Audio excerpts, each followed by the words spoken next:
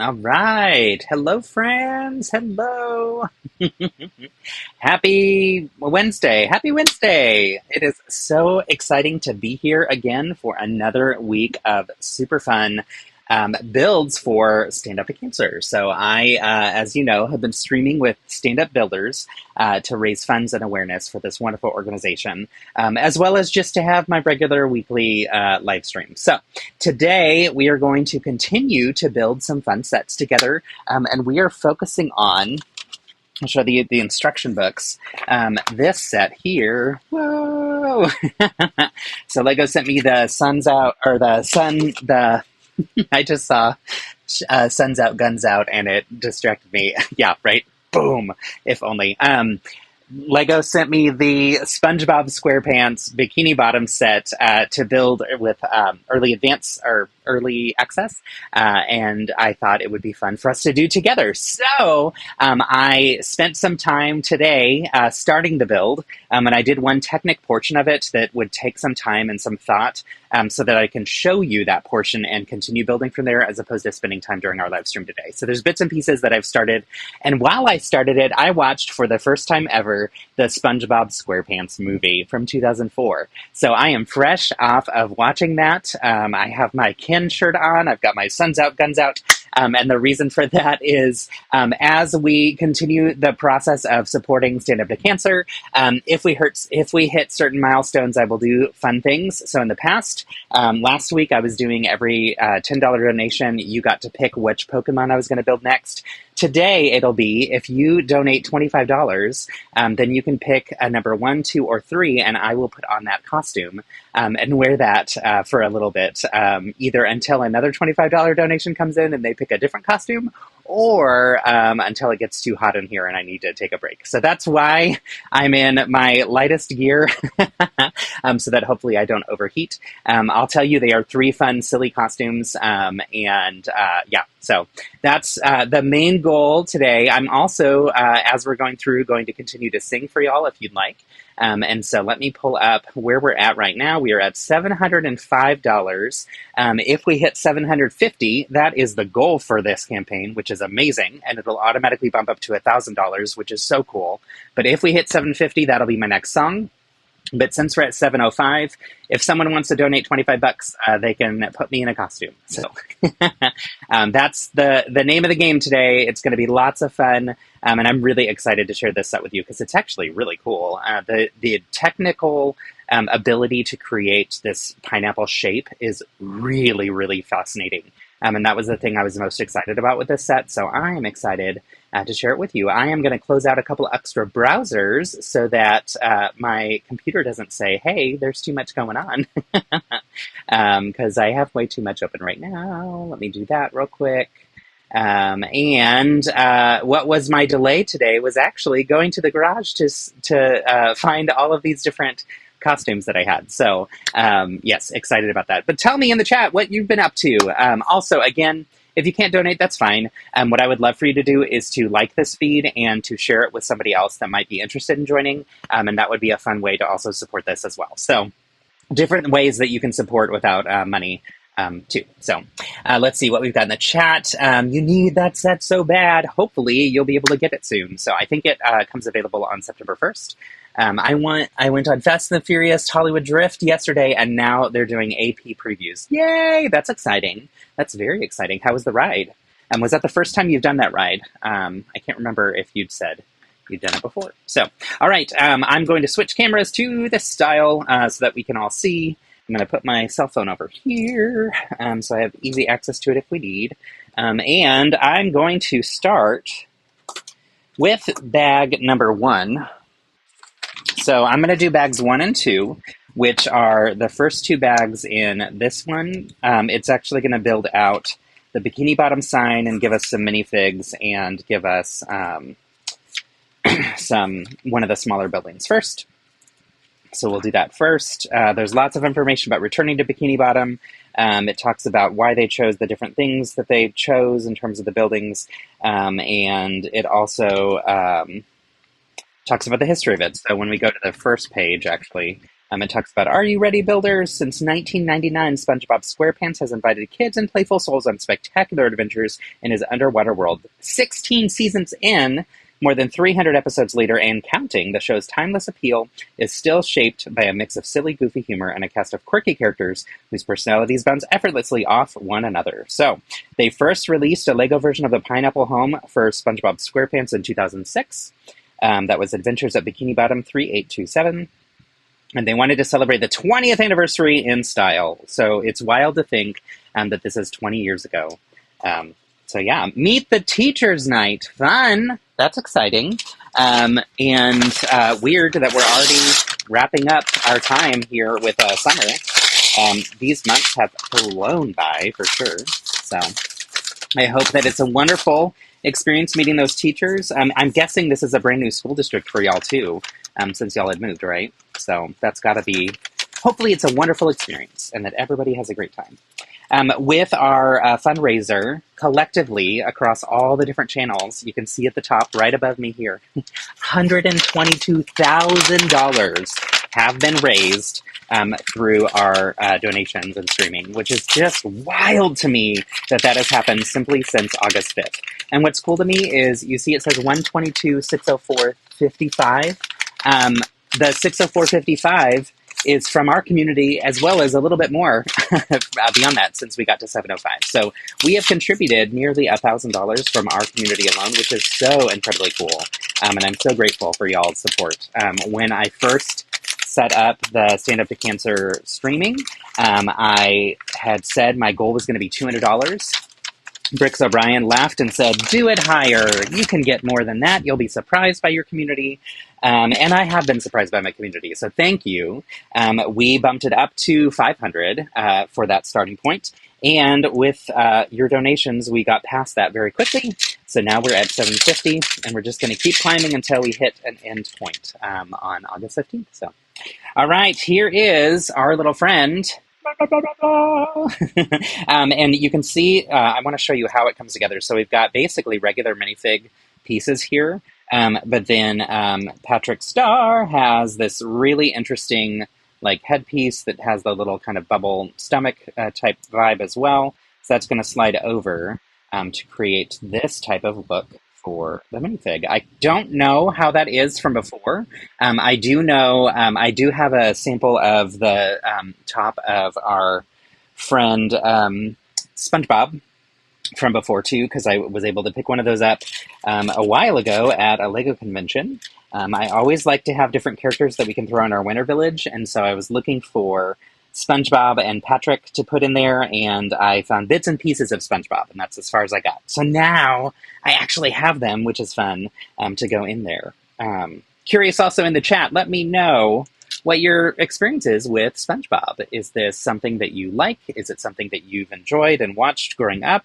Or watched with your kiddos? Is it something that you hate? Do you have any feelings about it at all? I'm very curious to know.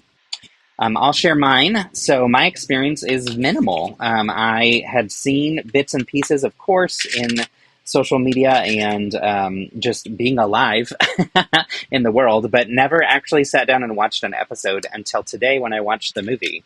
So that was my true first experience watching any SpongeBob, where I watched the story from start to finish. It's wild to me to think that it's been around for so long. When it first came out was 1999, and that was when I was getting close to wrapping up high school. And so I was at an age where I just didn't really find time to watch new cartoons. If I was going to watch any cartoons, it was going to be stuff that to me was nostalgic to me and my growing up at that point.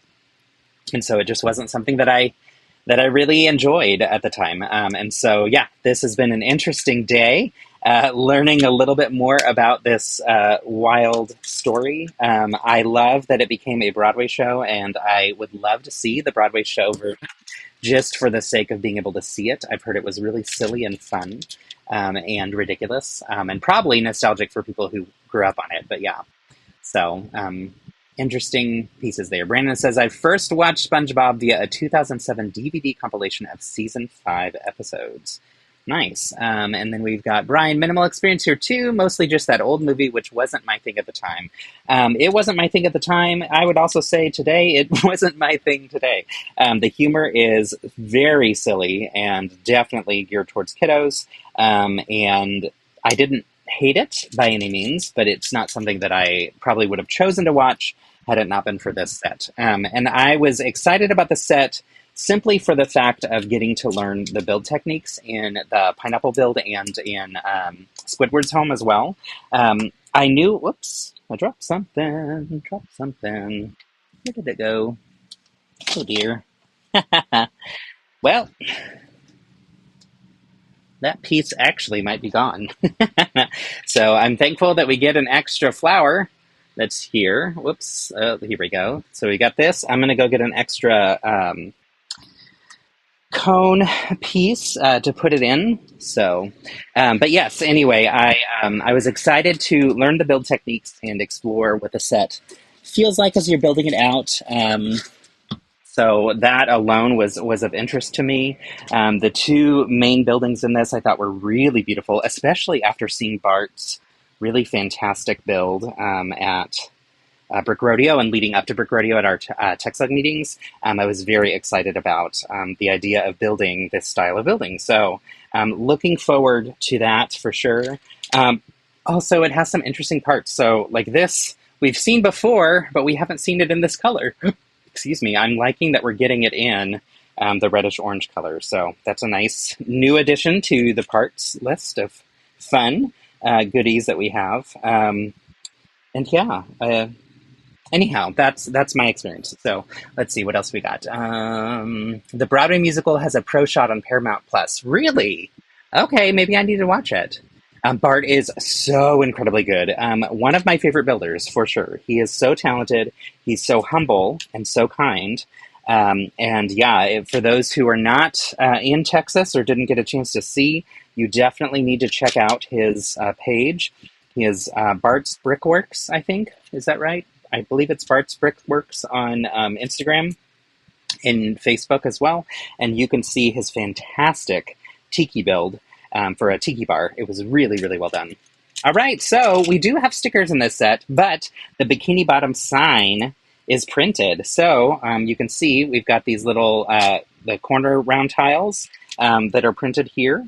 And it looks like there's 3 different prints because it looks like this left and right piece that go to the left and right of the sign are identical, this one and this one. And then the bikini and the bottom, of course, are different prints because of the words. But that's fun to get a hold of. Also, who doesn't love these clips? Like these clips that have the stud on the side, really fantastic. I've made great use of them in a lot of different mocks because I just love them so much. So, okay, so they go on the back here of the life preserver sign. And then this clips on, ta-da, and it goes right here. That's actually pretty cool. I love this little sign. I think this sign is going to make an appearance in the Winter Village for sure. I don't know if the entire Bikini Bottom setup will. I might rebuild some elements of it for the Winter Village to be Christmassy, or I may just stick with like hidden gems like, of course, the minifigs and things like the Bikini Bottom sign, and maybe an undersea section of the Winter Village. So, but excited that that's something I can throw in there now. So. It aired on Nickelodeon in 2019. That's good to know. Yeah, I haven't seen it. I have friends who've seen it. And it's funny because I went to lunch the other day with one of them, and she was like, yeah, I saw it. It wasn't really my favorite. It's not my jam. I'm like, that's fair. She's not someone who I would think would enjoy that type of a film. So, yeah. Just good stuff, but or not film, but show. I mean, she is a huge Broadway fan and will see any show just for the sake of seeing it. So that's why she went. But she was like, it just wasn't really my go-to. I would have loved to have seen Ethan as SpongeBob. I heard he was really fantastic, and I think that would have just made it worthwhile. Plus, the writers of the music are all pop artists, and so it would have been interesting to hear all the songs. I've heard a couple. but I haven't actually listened to the full Broadway soundtrack. So that's a someday thing for me, for sure. But yeah, so we get Patrick, and we also get Patrick's little home. So that's what I'm building now. And it's the tiniest of the builds. It's actually all in one bag. Bag 2 then gives you his little vehicle. And it also starts to build the next thing. So I'm going to build his vehicle and then move on to bag 7 to continue the pineapple build, because I thought that was the most exciting piece to me. So hopefully it's exciting for y'all as well. But yes, what else have y'all been up to? How was the weekend? Anybody do anything exciting? Let's see, what did we do this weekend? I feel like we did a lot, and at the same time, I'm not recalling much. So it must have been not super duper exciting. Did we see a movie? I say we saw Spider-Man, but I think we saw that the last week, which is so good. Actually, yeah, that was last week. So, general SpongeBob fans actually like the musical, as it is highly reminiscent of the first 3 seasons. Oh, cool! That's good to know. My friends who went to see it were like, "Well, we're glad we saw it because it was interesting," but they also weren't people who grew up on SpongeBob, so they were just seeing it through the lens of being theater kids, you know. So, like I said earlier, I went on a Fast and Furious Hollywood Drift yesterday. Yes, so tell us about that. How was that experience?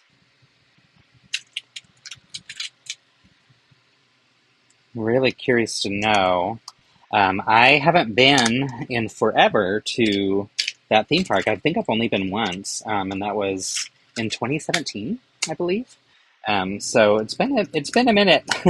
I want to go back for sure, but yeah, haven't had the chance to. Although currently our plan is to go to Brickcentric in LA next year, and so if that's the case, we'll be in that general area. We would probably make a trip out of it to do at least Disneyland, if not also the Universal. So we'll see. We will see. But I'm getting excited, though, because we just had Brick Rodeo. It was really wonderful, and we talked about that on previous stream, of course. But also, I now have Brick Slopes coming up in 2 weeks from today, which is wild that it snuck up on me so quickly. I'm getting very excited about it. And yeah, looking forward to it. Oh, also, we have some news. So you've probably maybe have heard, that the LEGO Ambassador Network was changing and kind of rebranding and adjusting some things. So today was the big kickoff for the new iteration of what was known as the LEGO Ambassador Network. So now we are calling it the LEGO Fan Collab, COLAB. The idea is it starts with fans first, so it starts with all of us that are involved in the LEGO community in one way or another, are central to the storyline. And then collab is both a take on the word collaborative, right, as well as together, and lab, kind of testing some things and trying some different things out. So it's really, they put a lot of thought and intention into the naming conventions here. All LUGs, so LEGO user groups, as well as LOCs, or LEGO online communities, are rebranding their names to be LEGO fan communities. So we're no longer having to have a distinction between if you're an online group or if you're an in-person group, which I think makes sense because you're all basically doing the same types of things, right? Then they have renamed what my role is. So while I was recognized LEGO Fan Media, that phrasing didn't really match what is happening anymore within a lot of these accounts. Many of us aren't really news accounts that talk about LEGO in that way. Many of us are doing content creation, and so they've rebranded our stuff to be kind of more thoughtful about what the range and variety of what people do in this. So now we are recognized LEGO Fan Creators. And so, in short, I don't think they're going to be calling us LEGO ambassadors anymore, which was really confusing because there were 4 different types of ambassadors. But now I am a LEGO fan creator, and I think that makes more sense for what I do. So I was excited about it. I thought it was a good move and a good change. And they're really taking a lot of stock in providing space for us to all collaborate and connect and drive decisions for the afol community. So I think, in general, I think this is a really good, positive move. If you are in TextLog Austin, you can learn more about these changes from our friend Ben, as he was at the meeting, about like what this means for us as an organization. As it applies for me, as a fan creator, it mostly means a rebrand of the naming. It's not necessarily like a significant change. So yeah, but I'm excited about it. I thought it was really a good presentation and conversation today, a good introduction to it. They also have new visual assets for us to use, and I'm excited to share that with y'all. They haven't shared the toolkit yet with us, so once they do, I will share it with y'all. But they've attached a color to each type of group within the broader fandom. And what I love is the color they chose for Lego fan creators, so myself, is like a purple color. And I was so very excited because that's basically my favorite color and matches my hair. So yay! You know, these are the important things in life, of course. But yeah, it was an interesting call, and I'm glad that I got to be a part of it this morning. They had it open to anybody who wanted to join, so it wasn't just those of us who were ambassadors or no longer ambassadors, but those of us in like positions of leadership or with an official job or whatever. But yeah, so anyway, that's that. And yeah, once we have the new digital assets and things, I will share them with y'all so that you can see the new look and feel of recognized Lego fan creators, and you'll also be getting the information or seeing the information from Lego ambassadors for the recognized Lego fan communities. So that was my morning. Meeting was at 8 a.m. Because it's a global call, and that was as inclusive as they could make it for everybody, knowing that there are people in different time zones, and it's next to impossible for them to have a time that's going to work for everyone. That time worked for a lot of people, so that was good. All right, so we're using this little hinge type piece, and that's going to connect here on the side so that it can hinge open and closed. Everything is built out of sand in terms of the furniture, which makes perfect sense. And then we have these pieces, which I think I've seen before in clear but not in brown, that are curved but open on the inside, so it makes a dome, which is really nice. So I'll put these on. Four of them together, of course, gives us the structure we need for the house. You miss a good roller coaster. So what's interesting is I grew up not really enjoying roller coasters. I was always afraid. And then eventually I pushed myself to go on them, and I loved them. And then I got older and couldn't stomach them. Despite enjoying them a little bit more, I was like, oh, wow, my body doesn't really like this anymore. So that's my experience with roller coasters, but, you know. All right, so we built a little sand TV that's going to go in here with a little clip on top that you'll see for antennas. On the back, it's got like that little detail as if it's got some indoor plumbing to make it work, which is fun. We got a little sand chair and a little sand light, which I thought was cute. And then this, again, connects on here, so it can open and close to reveal the thing on the inside. Which is a lot of fun. Now there's pass holder previews in a few weeks. Nice. Let's see. Okay, you said it was literally Fast and Furious, 71 mile per hour launch, and lots of loops and corkscrews and drifting. My goodness, that's terrifying. Now there's annual pass holder previews in a few weeks. That's cool. It's basically USH's first outdoor major thrill coaster. Same level as Velocicoaster in Orlando, since it was the same manufacturer. Interesting. That's really cool. Thank you for sharing. And I'm glad that you got to go and that you had a good time from what it sounds like. So in here, we can put Patrick here on the side. Like, oops. Let's see. We put Patrick here on the side like so. And then you can smash it down. And he can be smashed down into the ground. So, and then on top, we also have the weather vane, which I forgot to put on. So they are using tridents, King Trident's trident for this. And it's a very simple idea. So we use one of those triangular like street sign type things for the arrow for the weather vane. And then you clip it on here like so. and you can twist it whichever way you want it. So it's currently pointing in this direction based on what the build dictates. But that, my friends, is the start of the. Oh, you know what? I forgot one other thing. This little piece, which is the handle of a bucket, goes on our TV screen here to give the antennas. But yeah, really fun, simple build for our little friend Patrick, who's going to go in here, and you can see him on the inside. But pretty cute. So that is bag one, along with, of course, Bikini Bottom. With, I love the purple and bright, bold colors. So perfect for this set. All right, we're going to open bag two, and we're going to start it. And then once we get past a certain point, we're going to hit pause and switch to bag seven and continue where I left off there. But yeah. All right, so I'm hearing that we've got some roller coaster friends in the chat. That's fun.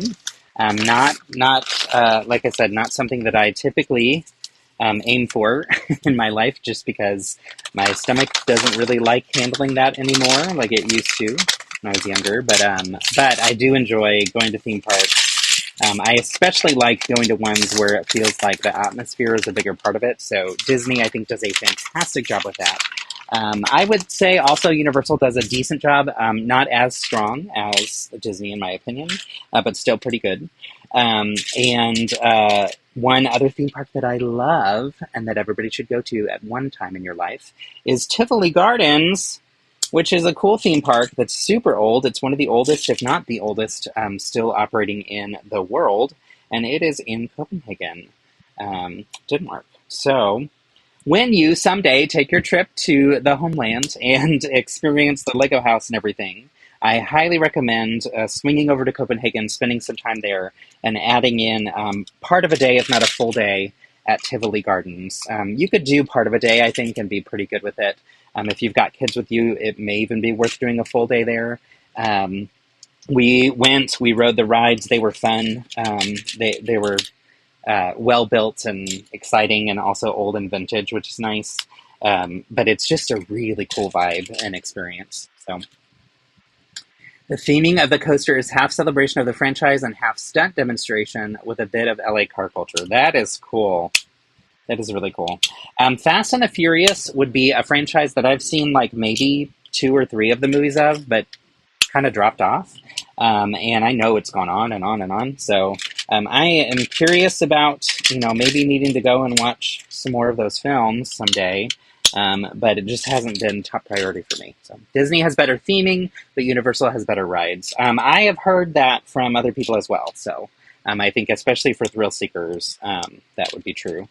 So I like that the ride experience at Disney starts when you get in line, or even before you get in line. Like, I feel like they do a very good job making that experience be holistically cool as you're going through the line.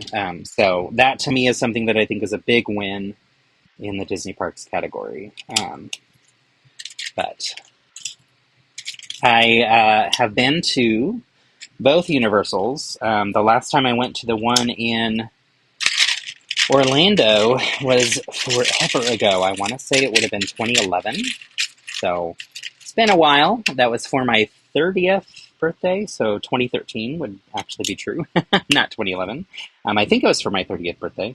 And I was there for a conference at the same time. So I went with one of my closest friends, Allison, whom I love dearly and I miss. She is a good friend of mine that I met through my time in Miami, and someone that I just deeply connected with. So the ride has insane views of the San Fernando Valley and 2 other major studios in Burbank. Interesting. That's really cool. Nice. All right. So we're getting closer to finishing this rowboat. And there's a little blurb in here for us to read. So it says, this rowing boat element first set out to sea in 1989 as part of the classic Lego Pirates theme. Adding wheels to it makes it a perfect boatmobile. And that's what we will be doing today. So, all right. As I was watching the silly and ridiculous movie today, I was thinking about like what could you do? What could you build from this movie that would be iconic and fun? And I have a couple ideas that I'm excited about. Um, so we'll see if I get around to those. But yeah, came up with a few as I was watching. So I have some silly screen grabs, or actually just photos from my phone of the screen for a couple things that I thought, oh, this might be fun to build as a mock. So, and I'm sure if I were to watch more and more of the show, I would find a million other ideas for mocks. I'm excited to see what other people build using these parts and things. So, all right. So now we have the wheels for this boatmobile, not to be confused with a Batmobile. And of course, it needs a propeller. So let's get that going. Let's see, how do I do this? All right. I'm going to need to move some things around to give me a little bit more room so that I can also make sure that you can see what I'm doing as I'm building today. Let's put this over here. Let's put my phone there. We'll move Larry the barista, who joined me for our LEGO Masters chat the other day. We'll move him over here. We'll move these cardinals as well. So these are little cardinal friends that I built a long time ago. They're going to come back here on this shelf. All right. And then I can slide some things over a little bit. There we go. That's a little better. Okay. So now I can actually see the instructions, which helps. Oh, also, well, first off, here's the other day, remember when I was looking for the potion? Here's the potion bottle. And then also, let me finish this, and then I will show you the Pokemon that I built last week. That was actually really cool. So I think I got started with y'all live with it, but I finished all of the details of our friend Mewtwo, and it's a pretty fantastic build. So. All right. Here we go. So this is for the propeller on the back side. Get a nice gold propeller moment going on here. Woo! And this is going to attach here by clipping in. So there's a little clip on the back of that boat. That way the propeller can go to the left or right, which is nice. And then we've got steering mechanism and windshield. So we got to get that steering mechanism in there, of course. And windshield.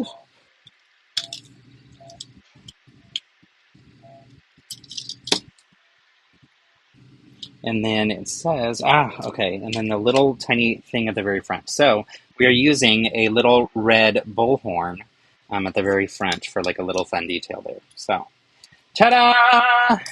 Patrick can now drive. So here's what we built out of bags 1 and the first half of 2.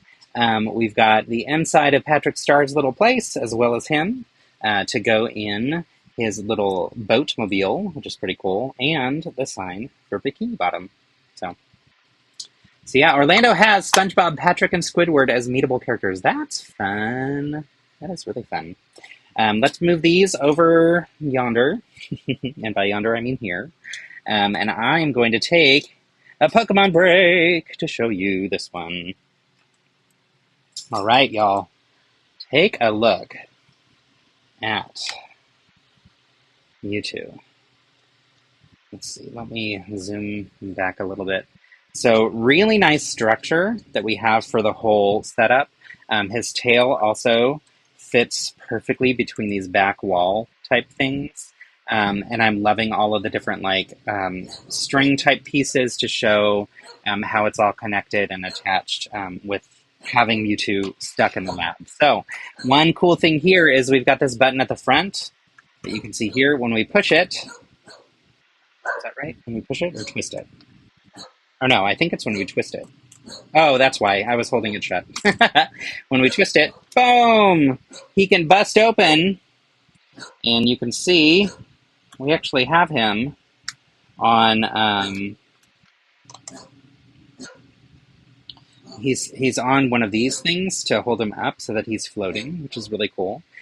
So I love how his arms are posable, and we've got his little fingers there with the big round balls. I thought they did a very good job with this build, and I really liked the color combination. I thought it was a really strong choice. So that is our Mewtwo friend. You can put him back in. You can snap this together. It clips just by one clip on the back here. And then it also came with this really fun sticker for the thing showing what's going on in the lab with the genetics engineering. And it also came with the Master Ball. So, really cool build. This is one that I think will look beautiful as a display. It is Smart Brick compatible, so you could still fight and battle with him. But I think that he's going to stay right here and just hang out. I don't think I'm going to be battling with him at all. So, all right, let's switch. Instruction books. Let me grab a bin for these pieces. Just save them for later. Hey, Penny, calm down, girl. She's been real riled up today because we had a visit from the mosquito sprayer, which is her nemesis. So, it's been a rough morning for her. Bark, bark, bark, bark, bark all the time. But she's doing okay, which is good. We had a little bit of a rough week last week, or this weekend actually, I think it was, maybe on Friday. It was a little bit scary with her, so trying to give her some peace and sending all the good vibes towards her. Oh, girl, calm down. All right, we're going to dive into Bag 7. I started Bag 7 already to get through a lot of the base that we already have for this. So let me turn this down. So this is a lot of what the base looks like. I built one wall. I'm going to build the other wall here with you live, but I wanted to get a good head start on this so that we can make some good progress in this set as we go through. I mostly wanted to show you how all of those different pieces come together. So this is part of Bag 7, and we'll continue it as we go, but I'll put this here. And then here are the pieces of Bag 7 that I set aside. And we're going to start with the best part of this set altogether, in my humble opinion. SpongeBob! Woo, woo, woo, woo. So let's just take a look at the shaping of SpongeBob in comparison to the shaping from before. So like I said, I previously had picked up some of these parts for SpongeBob before. You can see that it was basically like almost an entire shell that was open on the left and right for the arms to go through, but a very different vibe and structure. The shaping, I think, is much better on the new one. Size-wise and scale-wise, it fits better. So I think that's a win. And obviously we have minifig legs that are shorter now, I think, than what we had then. I could be wrong. They may have used the short legs, which would have made sense, but that's what we're going to get here. So let's take a look at what he looks like when we put him together. I do like, again, that this whole section is both the torso and then the arms pop in those holes. And it's these large arms that I love that we get for lots of different buildable figures. So if you remember back during COVID, there was a character that was Mr. Brick or something like that, that Lego had, and he was a red brick with a blue hat, navy blue hat, and there's a gif of him like falling apart and building back together and everything. He used those same types of arms, and there's lots of other characters that do too, but that's where I first remember him because I was sourcing those arms so I could make my own copies of the little brick guy. So here we have him. Wee, wee, wee. Cute expression. Nice posable arms. I love that it's dual print, so are two colors, so the hands, which could pop out, are a light yellow. And actually, it is a little bit different than the arms that I was just talking about because the arms I was talking about are solid and don't have the wrists that can pop out. So this is unique and maybe an entirely different mold altogether.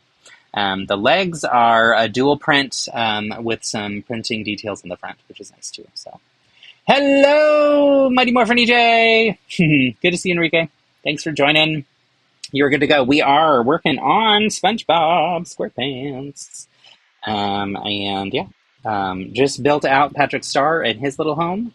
And we are working towards, I'm skipping past the next parts in that bag or in that instruction book to move into this one. Hello, Big Nate's Bricks. How's it going? Good to see you. We are working on the SpongeBob set. All right, and now, so it says SpongeBob SquarePants. Jellyfishing, jellyfishing, jellyfishing. And it says Gary.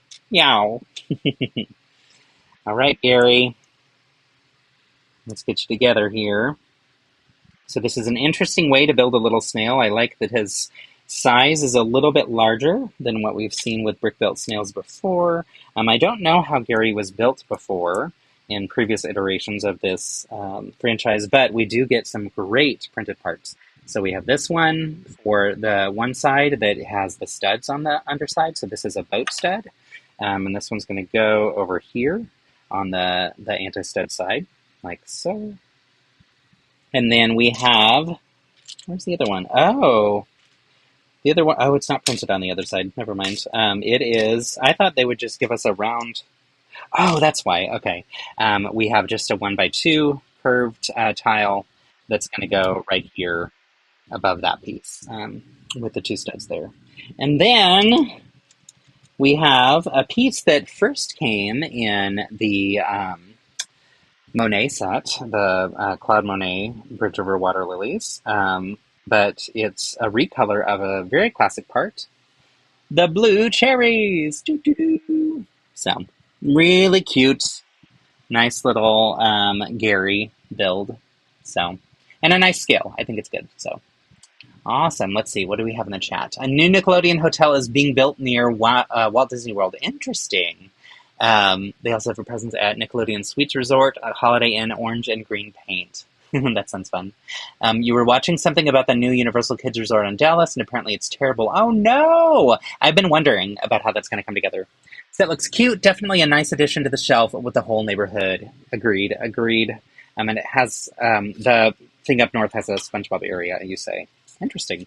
Okay, so we built SpongeBob. We built Gary. I already pre-built a lot of the base in this section, so I'm going to jump ahead a little bit so we can continue the rest of the base together.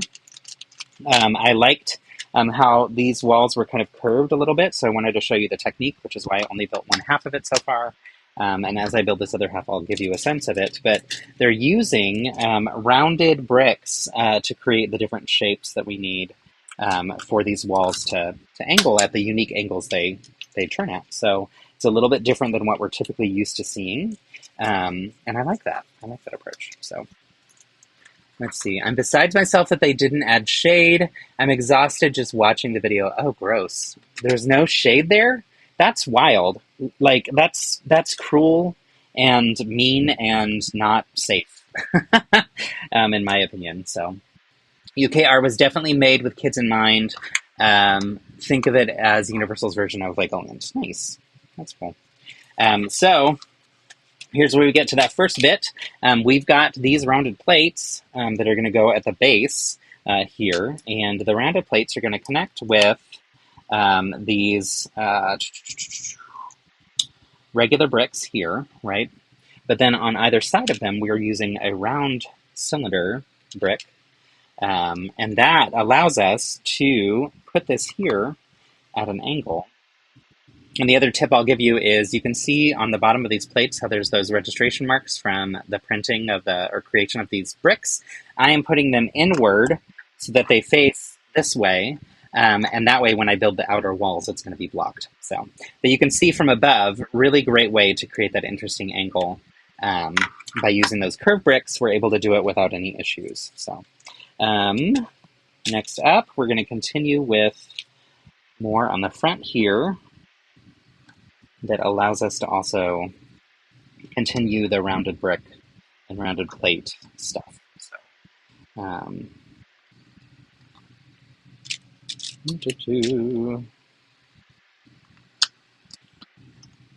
Big Nate, what have you been up to? How's your week been so far?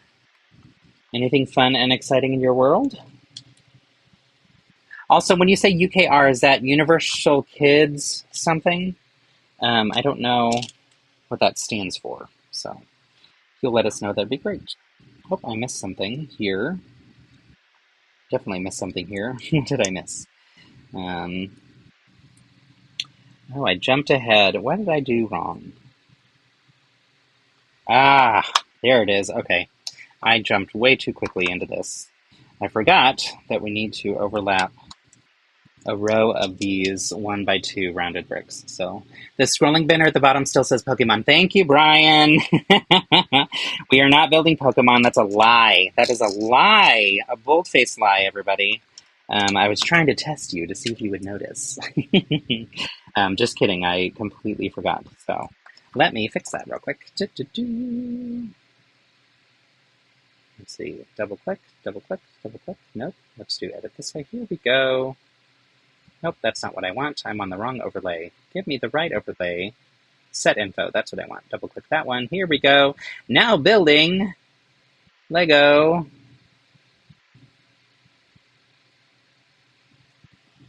SpongeBob SquarePants Bikini Bottom.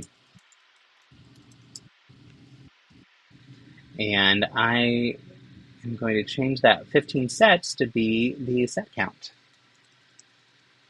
So, our piece count, it has 1,794 pieces. All right. We'll hit OK. There we go. Actually, my 12-year-old is the one that caught it. Nice! Good job, buddy. He sees anything that says Pokemon. Sorry to disappoint. No Pokemon! Get out of here! Universal Kids Resort. Thank you. I was assuming it was something along those lines. So, y'all are awesome. Thanks for catching that mistake. And bonus points for you for catching it. Or bonus points to your 12-year-old, for sure. So, all right. One more of these little guys, and then continue building this wall up to create the outside and inside of his little place. All right. Okay, now I can move on. Also, because I did this like in a weird order by doing part of the wall but not the whole thing, my instructions are off with like what I'm supposed to do with each one. So it's, you know, if it tells you to do 2 times, it's like, actually I did that 1 time because I already did it for the other side. Oops, that's my own bad. So I'm very excited for the next bag, though, to or the bag after this, to get you to see the Technic core for how this builds, because it's really interesting. I just felt like sometimes Technic can be hard for me to do on a live stream because I might get distracted and put something in the wrong place, and undoing Technic is the bane of my existence. But then also, sometimes it just takes longer to accomplish, and so I thought, let's just skip past some of that now and dive right in. So that when I'm on the live, we can just jump straight into building furniture and other things that hopefully you all like. I'm curious on feedback on that, though. If you want to see those, like every part of the build in the future, let me know as well so that I can adjust as necessary or kick you out of my community if I disagree. Just kidding. Just kidding. Let's see here. For those of you that are big SpongeBob fans, tell me, what is it that you like about the show? Or like, why are you connected to it? What is it that feels nostalgic to you about it? Do you have any fun memories that... Hey, we got a donation! All right, let's see. Bulbous Bouffant Ploy Plethora Macadamia Baboozle Beluga. I like all those words and I don't really understand them, so let me know why. All right, y'all, we are at 7:55. Thank you for that donation, whomever just popped that in. Let's see. Let me move over here. It was Anonymous. Good stuff. Thanks, Anonymous. If Anonymous wants to send me an Instagram message to say pick a number between 1, 2, and 3, I will put on that costume and wear that for the next bit while it gets hotter in here. And I will also let you know that I'm happy to sing a song for you. So I will sing the song once I'm in costume. I am going to open my Instagram DMs just so that I can see if you send me a note letting me know that it was you. I won't expose your donation since you wanted it anonymous. And if you don't want to send me a message, that's fine. If I don't hear from you in a little bit, I will just pick a random number and go with that. So, but very excited. That's really fun. Thank you so much. That means that we exceeded my second goal. My first goal was 500. We bumped it up to 750. We've now exceeded 750, and now it bumps it up to 1,000. So, oh my gosh, thank you, thank you, thank you. Y'all are amazing and just so wonderful. And did y'all get to see the little friend in the corner? Did it work that time? I hope it did. My little Lego cake dude. So, jumped on some crazy names triggered dementia song. Nice. Getting that band hammer ready. Nice. Okay, so we'll just sort again. All right, I'm not seeing an answer yet in the chat. I missed some pieces, though, so I'm going to figure out where they go first, and then after I figure out where these pieces go, I will take us on a journey in a new costume and singing a song for y'all. So, thank you for making me sing. Thank you for being a friend. This isn't the song. Ah! I figured out who it was, and I don't want to expose them, so I'll take this so that you can't see. If that person wants to pick a number between 1 and 3, I've got 3 different costumes that I'm going to try out for this. You vote no costume, but Pikachu hat if you must. It's way too hot today. That is so kind of you. I am going to still do a costume because others may disagree with you, but I won't wear it forever, I promise. If I start to melt, I will stop. But thank you for that kindness, both of the donation and also for picking something out for me to wear, or in this case, not to wear. Okay, okay, this goes on the bottom. Okay, so I missed... Why do I have an extra one of those? That's weird. I have an extra one of these tiles that I was not expecting to have. So, don't really know what that's all about. But this goes underneath here, and it's going to go across the seam here, which makes sense. And then also we get this guy randomly there. Oh, I know why. Up at the top it says every pineapple starts with a single seed. So that must be the seed of the pineapple. That's really cute. Okay, I love that little nod. And then let me just... Oh dear. I don't know where this tile goes. Y'all, for those of you who've built Lego for a long time, when you get a set that has this like tomb-shaped tile, do you normally have an extra? I don't think we do. I feel like that's not meant to be that way. So, I'm not seeing where it would go, and I already have the 2 here that go in this set. So I am gonna move forward with bag 8, and before I do, let me go put on a costume for y'all for a little bit. I'm going to pick number 1 because it's on the top of the stack. Since this person did not pick a number, I'll just do that. And okay, this is going to be hot. Good times. It is a very appropriate costume for today, though, so I think you'll probably feel like that's good to go. So let's see if I can get through. Hi! I won't wear the hands right now, but if someone donates $100, I'll wear the hands, which I think would still work for me to build, but I would have this like around have to grab. So, but I will start with this for now, and I owe you a song, don't I? Let me figure this out. Let's see. What do we have?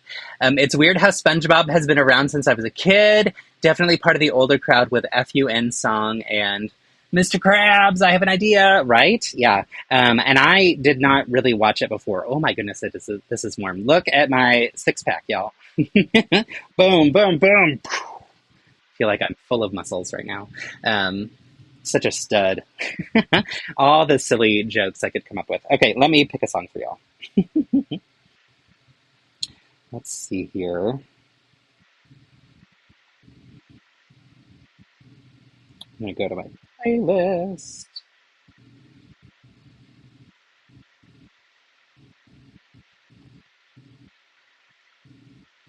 Here it is.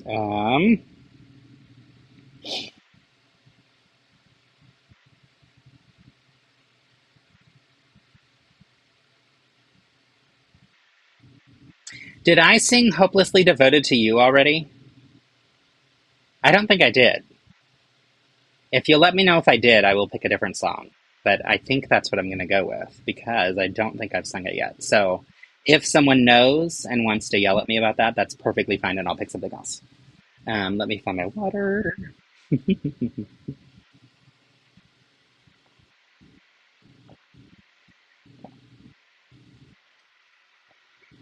All right.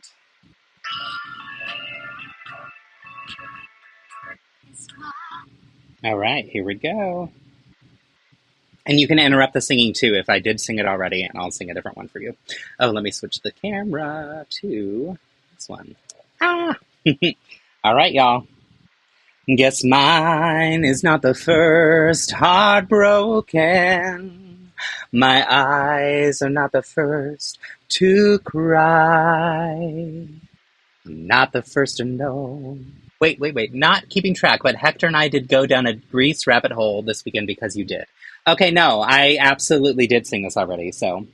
But I'll do just to the chorus and then I'll pick a new song. There's just no getting over you. I know I'm just a fool who's willing to sit around and wait for you. Baby, can't you see? There's nothing else for me to do. I'm hopelessly devoted to you. But now there's nowhere to hide. Since you pushed my love aside, I'm out of my head, hopelessly devoted to you. Hopelessly devoted to you.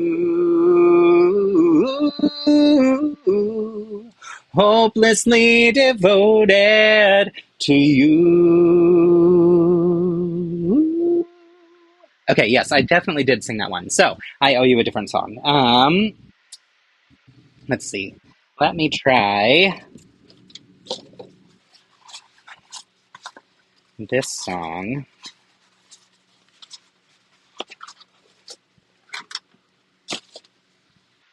Okay.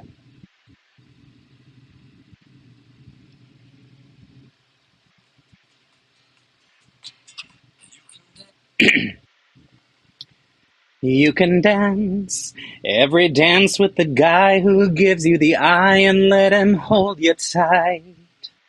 Oh, you can smile every smile for the man who held your hand beneath the pale moonlight. But don't forget who's taking you home and in whose arms you're gonna be. So, darling, save the last dance for me. Oh, I know that the music's fine like sparkling wine. Go and have your fun. Laugh and sing, but while we're apart, don't give your heart to anyone. And don't forget who's taking you home and in whose arms you're gonna be. So, darling, save the last dance for me. Bum, bum, bum. Baby, don't you know I love you so? Can't you feel it when we touch?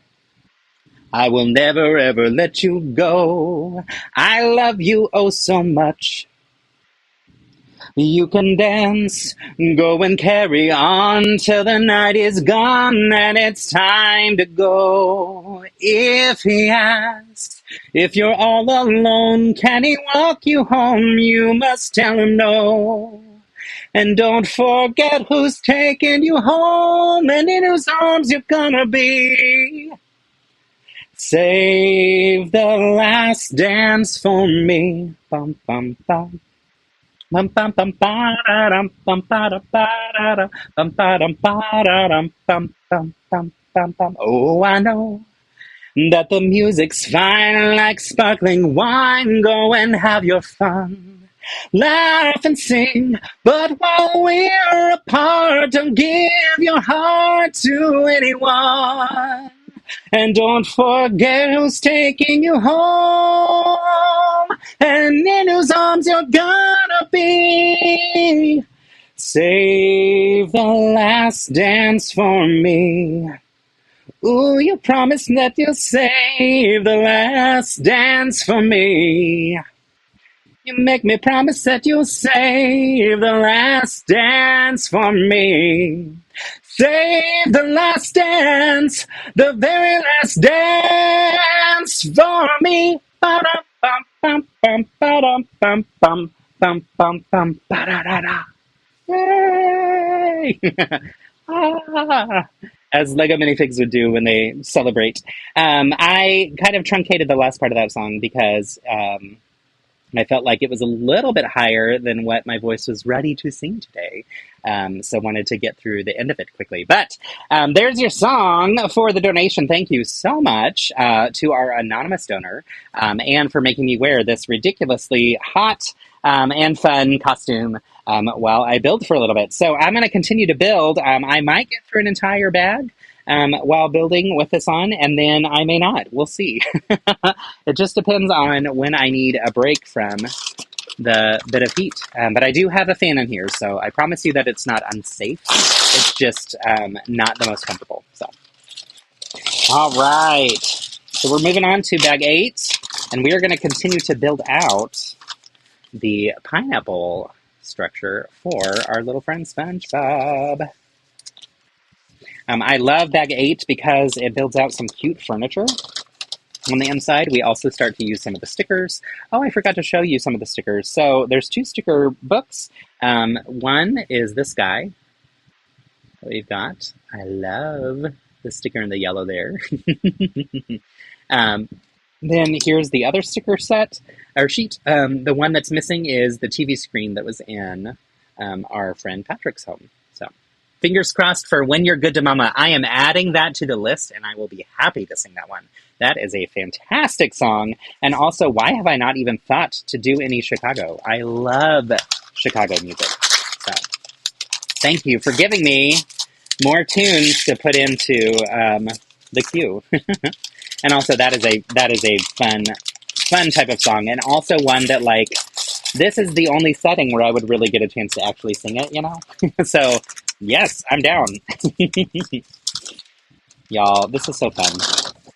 I love getting to share these silly experiences with y'all and getting to build these review sets with y'all and hear your takes and opinions.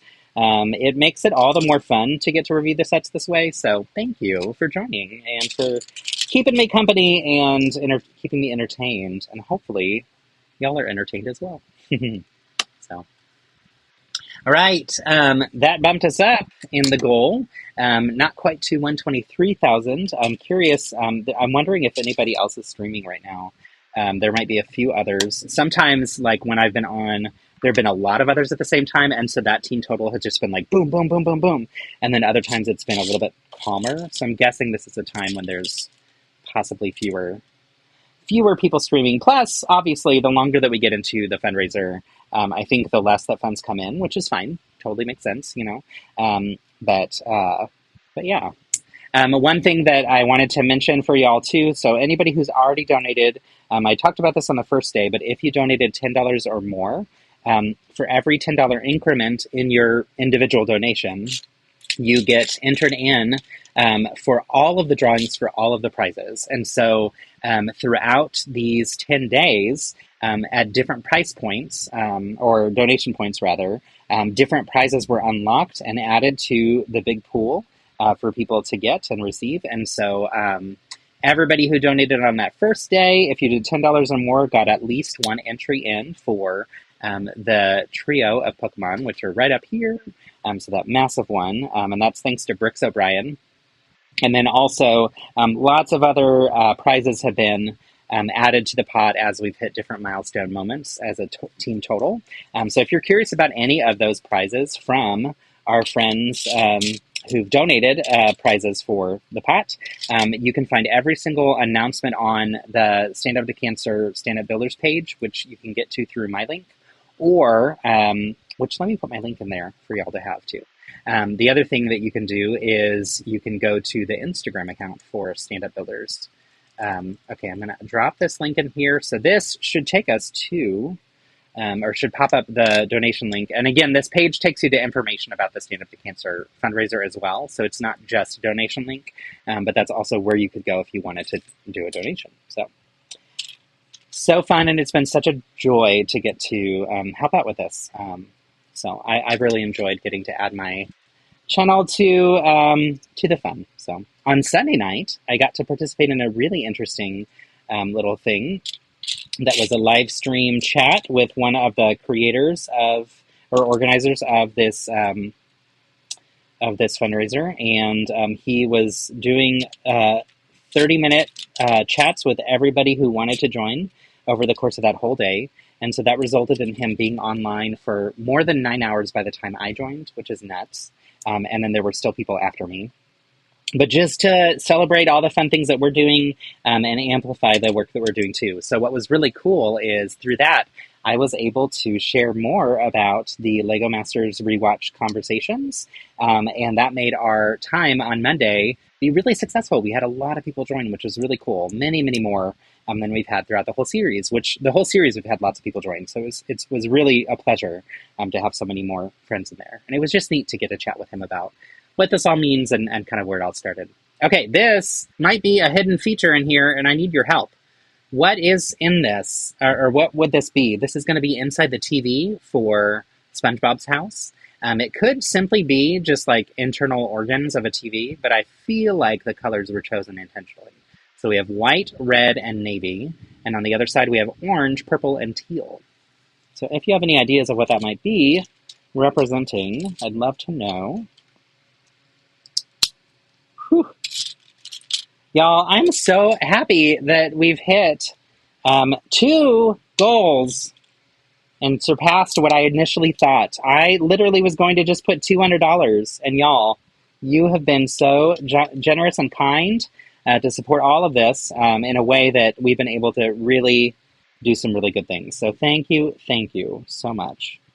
What am I missing here? Something seems off, because this piece cannot go on there.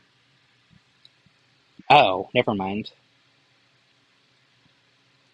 Oh, I know that the music's fine like sparkling wine. Go and have your fun. Laugh and sing, but while we're apart, don't give your heart to anyone. And don't forget who's taking you home and in whose arms you're gonna be. Save the last dance for me. Ba-dum-bum-bum. I love a good Michael Bublé song. Usually I find his songs to be perfectly in my range to where I can sing any of them at exactly the starting note that he sings them at. And I did not warm up my voice at all today. So that's my own fault, for sure. Definitely something that my voice teacher in college would be on me for, and would be like telling me that you don't want to embarrass yourself. So he was very kind. He was actually a very good voice teacher. And his specialty was opera, which was not my specialty, and I learned so much from him because of it. So I'm super grateful for that experience. But I would love to be in voice lessons now as an adult and continue my studies with that. It was just so fun. All right, we get a little round TV screen. It's that ugly color. I hate dark tan. I'm not a dark tan fan, but It's an important color in the Lego spectrum, and truthfully, with other colors it works well, but I don't gravitate towards it. I tend to avoid it, or only put it on the internal parts of builds where you can't see it. All right, looks like we're getting potentially a news program. This little fish head friend.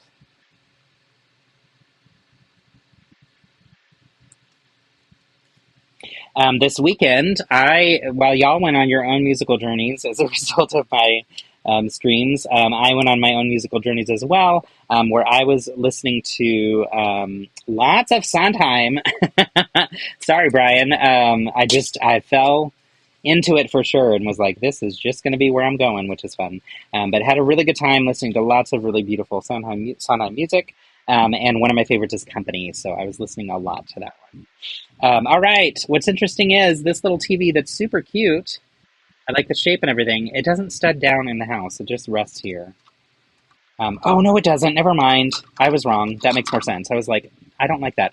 I forgot. It's going to attach to the wall here. So that allows it to attach at that angle. Okay, never mind. I was going to criticize, but I feel better now. That's cute. I like this. Nice job with the shaping and such. Yay, go Lego. Oh, I know. That song is going to be stuck in my head now for a long time. Go and have your fun. All right.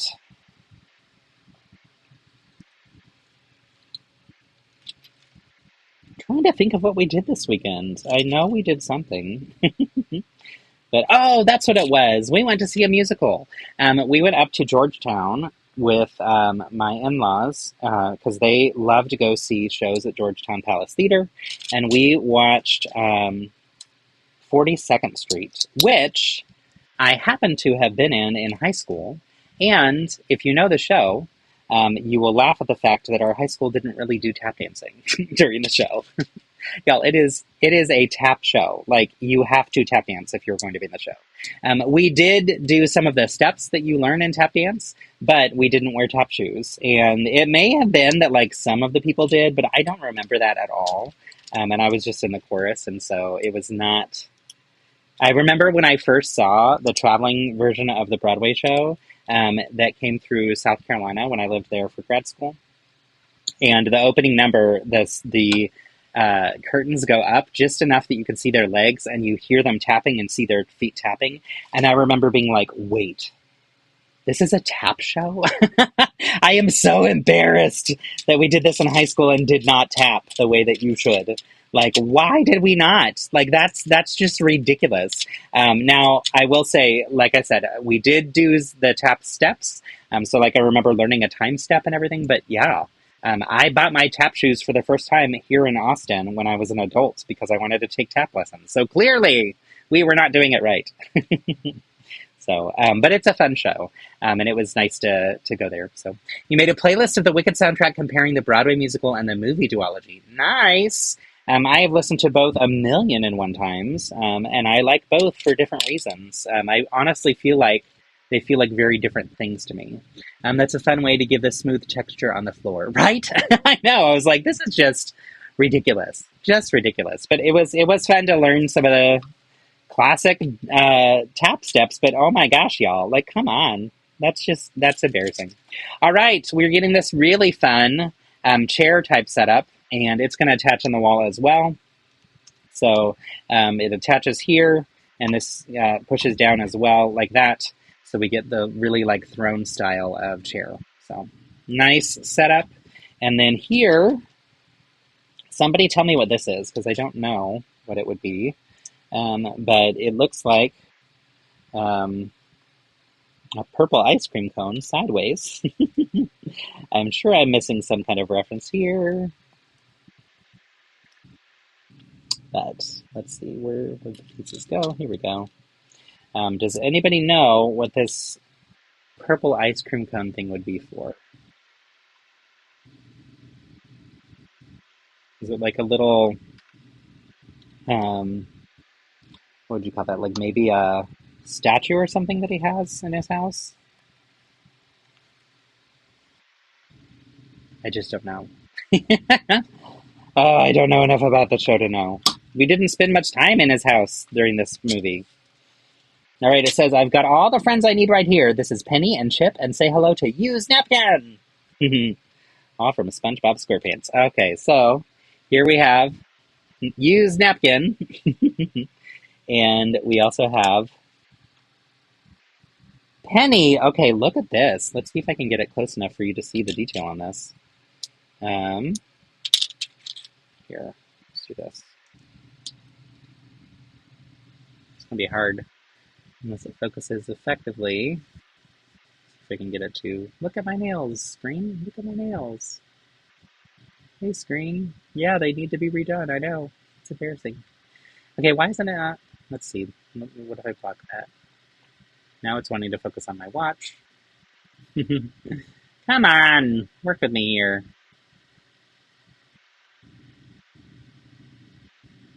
Yeah, it's not going to want to focus on it. Let's see.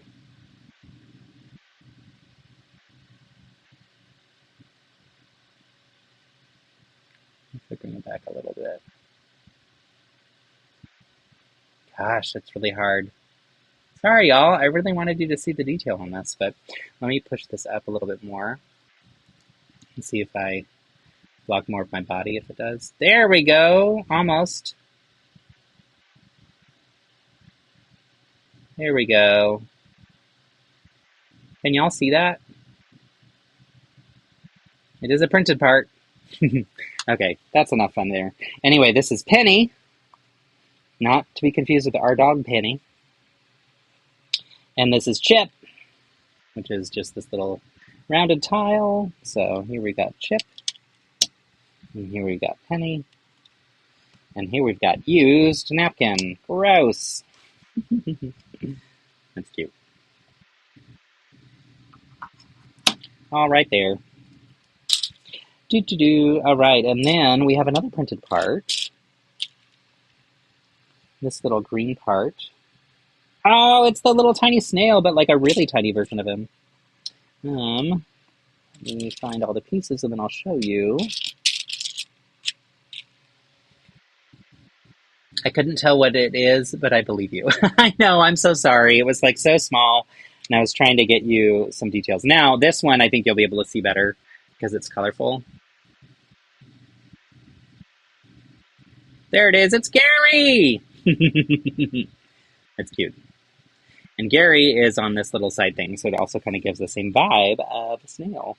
Gary is going to be up here on the shelf.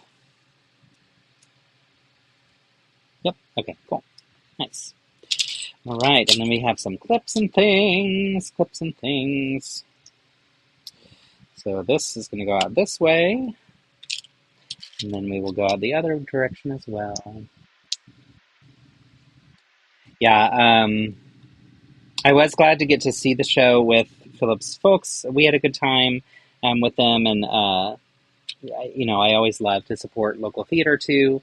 I've never performed at Georgetown. I have friends who have, and no one that I knew was in this show. So that was interesting to be like, oh wow, I've lived here for a very long time, to where now the cast in local productions and things are not people I know anymore, which is fun and sad. So I really loved my experience in the local theater community. Everybody was so kind and friendly and helpful, and wanted to do shows with each other, and like it was really collaborative and really fun. So I have some good friends that I met through that who now do a consulting company, run their own consulting company. And if you saw on my Instagram, they did an interview with me on their YouTube podcast about my leadership stuff, and that was actually really fun.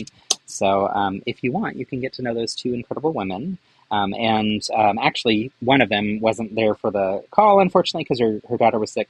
But there was another woman on the call who's also from the musical theater scene who I didn't know until the call. And they're both really wonderful women. So anyway, it was nice. It was a great opportunity to reconnect with them too and talk about kind of our professional lives. And it made me sad about how I'm no longer in the theater community. It zaps so much of your time that it's hard to really keep up. So there's that.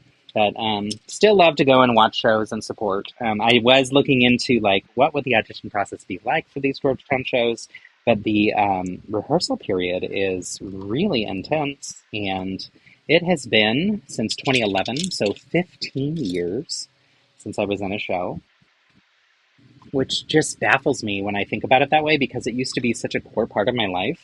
To think that like all that time has gone by without this being a part of it anymore has been really weird to feel. So, but if I ever do a show again, I will certainly let you all know, and anybody who's local. And if you're not local, you're still welcome to fly in and come see. But anybody who's local can certainly come and watch if you're interested. And if you hate musical theater, I don't know why you're here. I don't know how we ever became friends. Get out of my feed. Just kidding. Just kidding. What's interesting is this costume is like warm at like my chest area, but it's mostly hot on my legs because it's my like just below my shorts, it's touching my skin and the fabric must be getting really warm. So once I'm done with bag 8, I am going to take this one off for a little bit and continue the build. Okay, I'm loving that we're getting more of these pieces in this color. This is one of my favorite Lego colors. It is the darker of the aquas, so like a really bold color choice here, and it looks really good, which I'll show you in a second, when it's combined with aqua. Like, I think those two colors work really well together. So, ta-da! 1, 2, 3. And then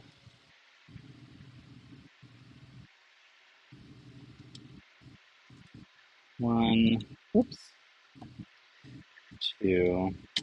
Let me flip this so you can see the inside of what we're building.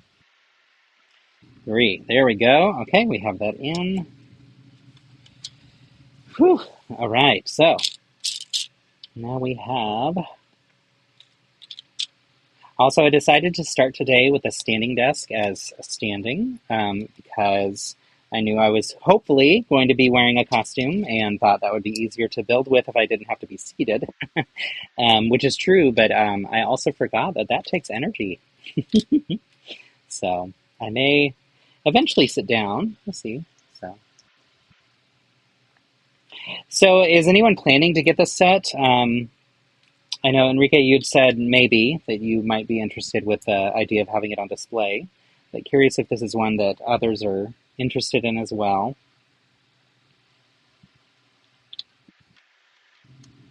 If it weren't for getting this from the Lego Ambassador Network, I probably wouldn't have purchased it, and that's mostly because I don't have the same nostalgia around it, but I am grateful to get the chance to build it for the experience of hey, learning about the fandom, like that's something that I enjoy with some of these sometimes.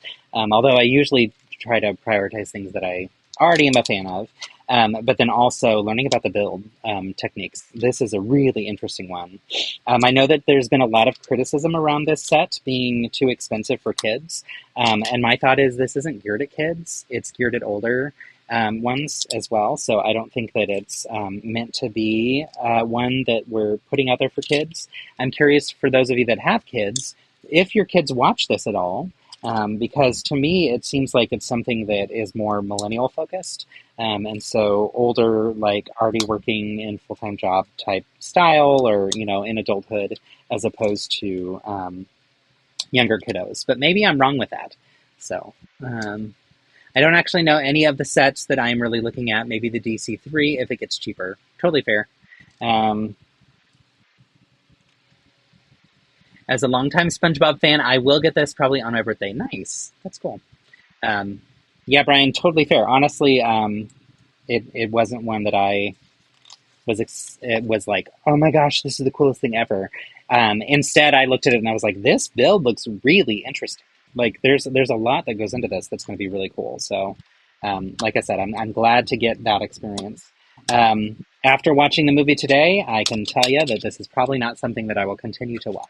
So, exactly, 90s, 2000s kids. Like, these are not, it's not, I don't think, geared at children currently so much as it is at these older adults who grew up with the show, right? And so not a surprise to me that it's in that larger price point, geared towards adults.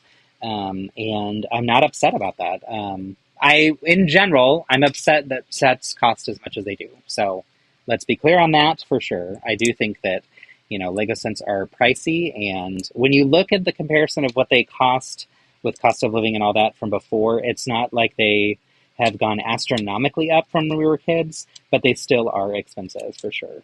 And I do wish that it was more accessible.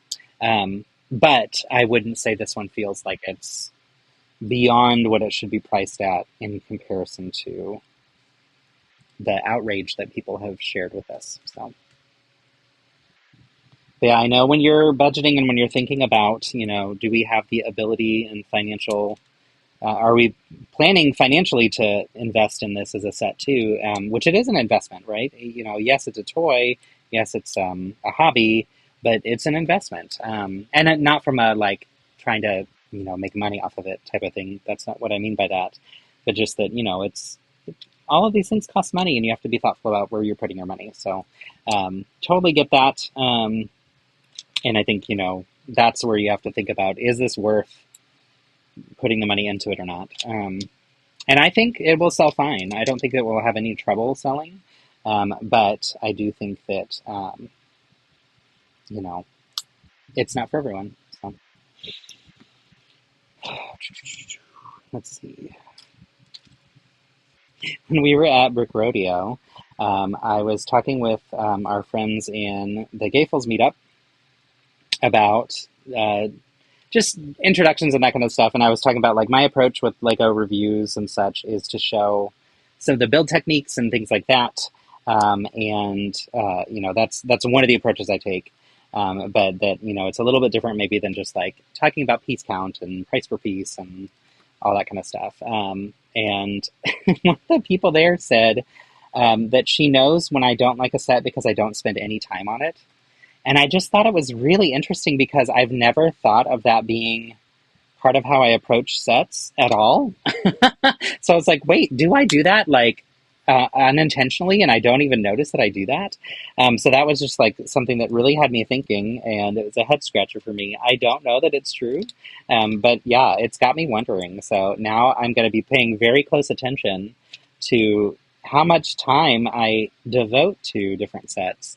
Honestly, too, I don't think that she watches these live streams, and so I think maybe her experience is only seeing stuff that I've done on Instagram. And there I have limited time because I don't do things longer than a typical reel, which is 3 minutes max. But then also, I don't really do as many reviews on there in the same way that I do on here. This is much more in depth, and a lot of it does happen in these live streams, or sometimes I'll do like a full length review edited video. And so if she's not seeing any of that too, then I guess maybe that's what she's seeing, is like maybe she's just not noticing as much. But yeah, I was like, wait, am I doing that? Or like, is that the message that people are getting? And I didn't know that, because that's not my intention. So maybe she's onto something. I don't know. All right, almost done with bag 8. And we're getting basically the front door and front entrance. It's an interesting shape for this build, and pay attention to these angles here. So we're getting that like kind of diamond type. Oh, you cannot see that. Let me just turn that one off for now. Let's do this. There we go. So pay attention to this shape here, the arrow type shape. This is going to be key to the rest of the build. You can see these walls go flat down to the base, but as we go up to build all the different sections, they're going to be more like diamond shaped, which is fun. But this will effectively go onto the front and fit on these studs out here. So and I like this brick built door. I think that's a fun little technique as well. And I like the shaping being rounded, and I think this is an interesting way to do that and kind of gives us some good skills with thinking about how you might do this for your own mocks. So, they're using different rounded pieces and such to create the initial shape, and using these clips on the side to make the hinges. which using them in dark gray, I think works well. And here, since we're overlapping where there's that gap there, it's not going to show, which is nice. And then creating those curves across the top makes basically that like more or less that tombstone type shape.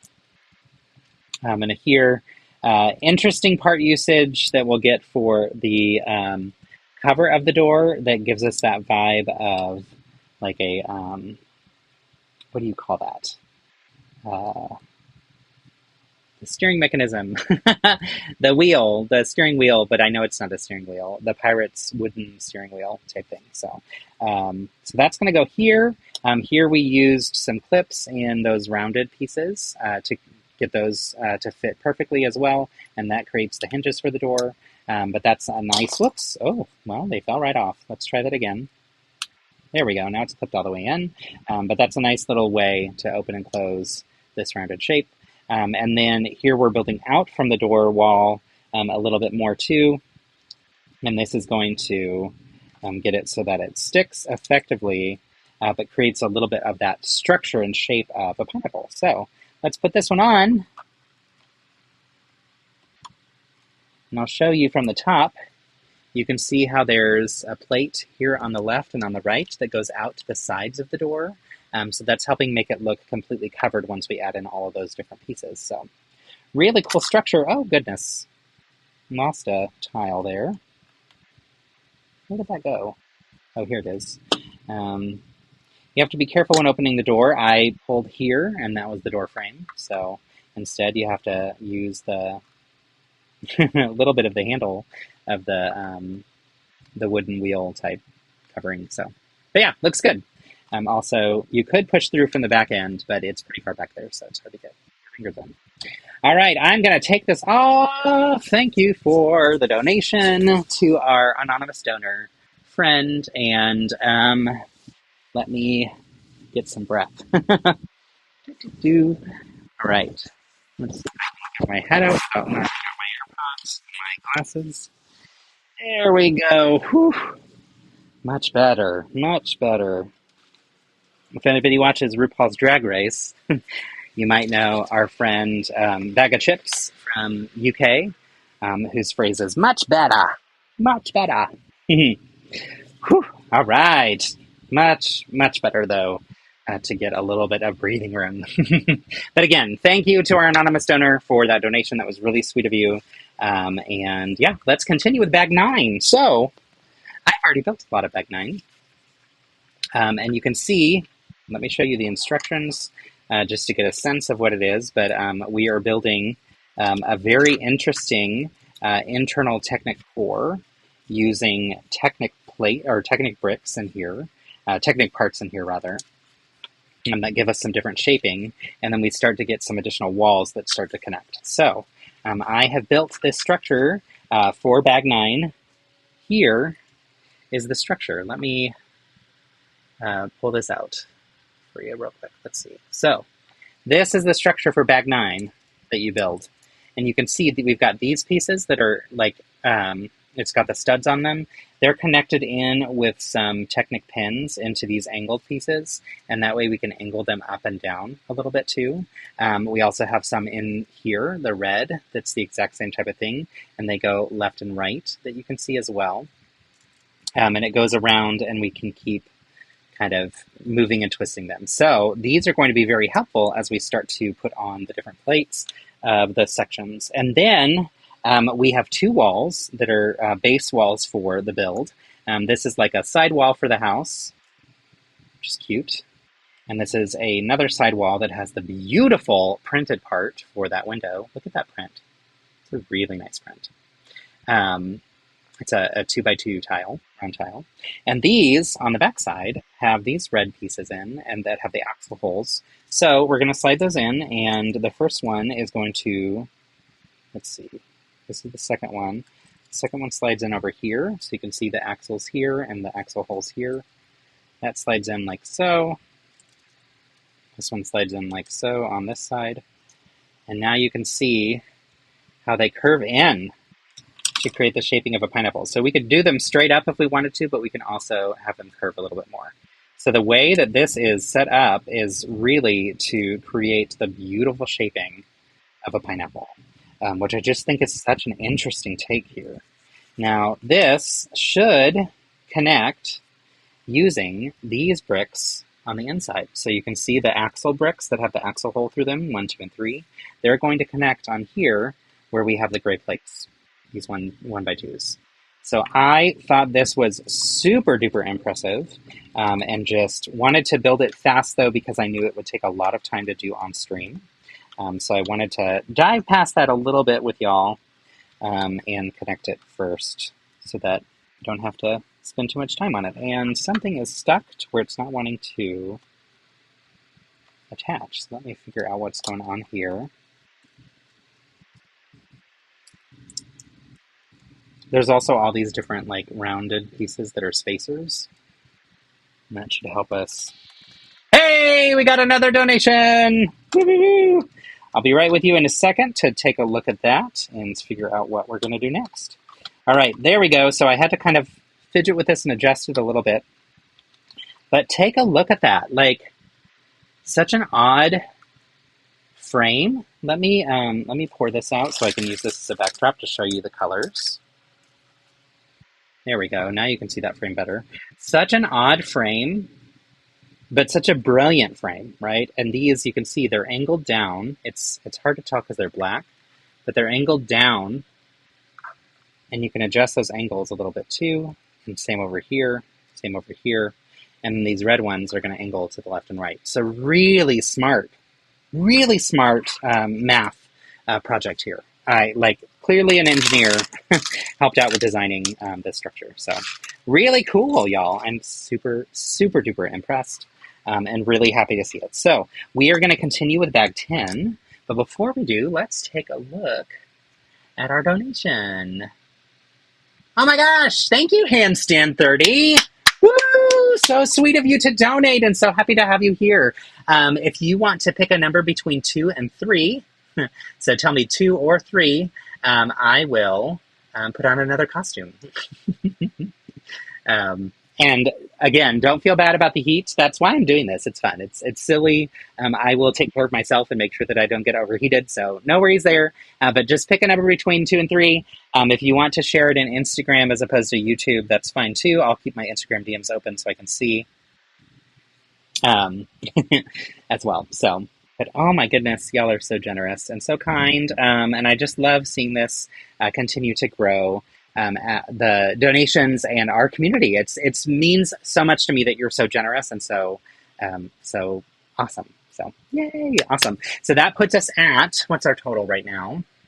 That puts us at 785. And we were at 750 was the last song. So $75 after 750 would be $825, I think. So we're on our way to another song, which is fun. So let's see. I will give it another minute while I find bag 10. If I don't hear from you in the chat, I will pick a number for another costume for us, or for me. All right, look at the colors in bag 10, y'all. You can't see them, but I'll show you in a second. They're so fun and so bold and bright. And it has a lot of red that's going to be on the inside that you're not going to see, which is fun. So. But here we go. Let me show you using this camera. Reds and oranges and yellowish orange, which is one of my favorite colors. So super, super fun. Those are the colors that are going to help us build those sidewalls. Let's see here. Okay. All right. So Lynn said, how about number 1, not logged into YouTube? Totally fair. I will do the next one up for costumes. So, yes, I'll be right back. And honestly, these next 2 costumes are actually the most comfortable ones. So, not mad about that. I did the least comfortable first. Oh, and I almost recycled the sticker sheet. Gotta be careful with what I do. All right. Thank you so much for your donation, though. That was very sweet of you. And again, this is going to Stand Up to Cancer. So, let me put this on off screen for y'all. If I can figure out how it opens. Here we go. Oh, that's right. I forgot this Velcro's here. So, fun fact, Philip and I always dress up for Halloween. It's super fun. He also hand makes his own costume every year, and his costumes are always insanely cool, like so incredibly professional and well done. And I am obsessed with them. And I sometimes hand make mine, and when I do, I get a lot of help from him because he's so great at it. And sometimes they're cool. And usually when they're cool and well done, it's because I had some good help from him. So like last year, I was a shiz student dressed up like our dear friend from the movies. But then he helped out with that, and it was a good costume because of his help. But then other years, I wear things like this because I don't have a lot of time. Hey! Good to see y'all, friends. So, if you want, I could talk like that for the rest of the stream. Just kidding. I will not do that. That would be too much for y'all and for me. And also, goodness, this one's warmer. So I will wear this for a little bit until I start to get a little overheated, and then I will take it off. But thank you again for your donation.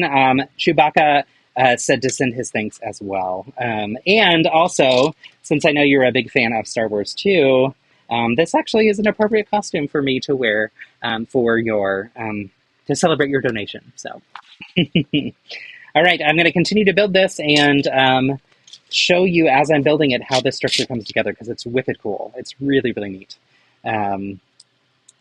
It'd be really interesting to see the actor auditions for Chewbacca. I would love to know what Chewbacca could have sounded like if it was somebody else. Like, did anybody take like a very high British approach or something, or super Western approach to Chewbacca? Were there more like cutesy versions of his sounds? Okay, so for starters, we build out these side things using these curved bricks, and that's going to help us with the back side of the build. And so they're going to go on here on the left and on the right. But that's to kind of finish it off where we run into issues with not having the pieces to continue to do the pineapple around full, because obviously the backside is open, kind of like a dollhouse. So you have to adjust the map a little bit there, which is fun.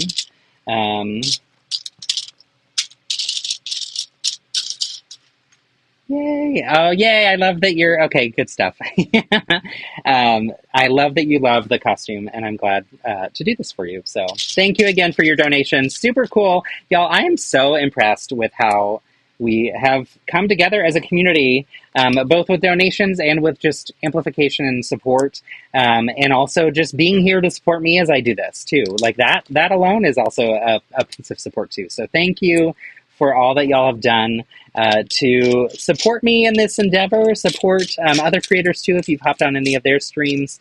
I know that I've got some good friends who've all been streaming in addition to this too, and it's been a fun journey and a fun kind of play along to build out sets with y'all and raise some funds. So. And sing. I've loved getting to sing. It's been a lot of fun. It's actually made me want to sing more in my streams. So if that's something that you like, let me know. And maybe I'll include that more in the future as well. If there's anything else that you'd like to see in the streams too, let me know. Because I'm always open to feedback and opinions and such. So sometimes I'll take it and make changes, and sometimes I'll say thanks for your opinion. But no. And that's okay. That's called setting healthy boundaries. All right, so on the bottom back edges, we built this section, and I'll show you the shaping. So it's like basically half of one of those bottom slivers that we just built. You can see how it like it's as if we cut it in half.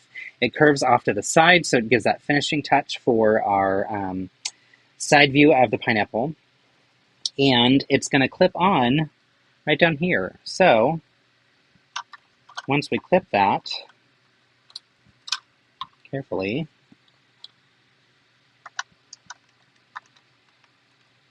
Is it going below or above? It's going above. Oh, okay, there we go. So we clip it on this wall, and you can see how it angles up, maybe.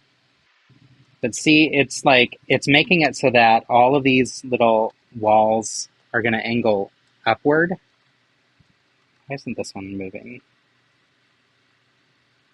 I wonder if this one got off kilter. Oh, no, that's right. Okay. There we go. Okay. It's interesting because, like, that. Well, no. What? What? Okay, there we go. Awesome.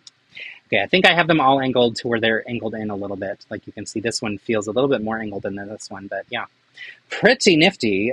So we did this side. We're going to do the other side as well. Let's make around here.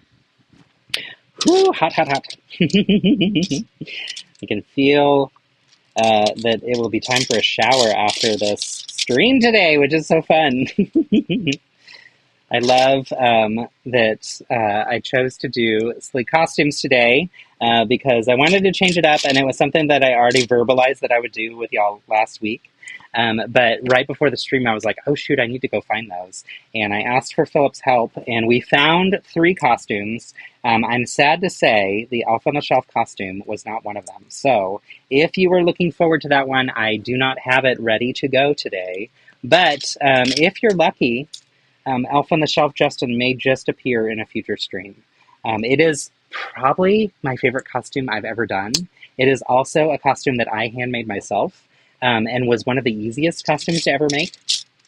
And I wore it to work when I worked at UT before I had, like when I used to be clean shaven.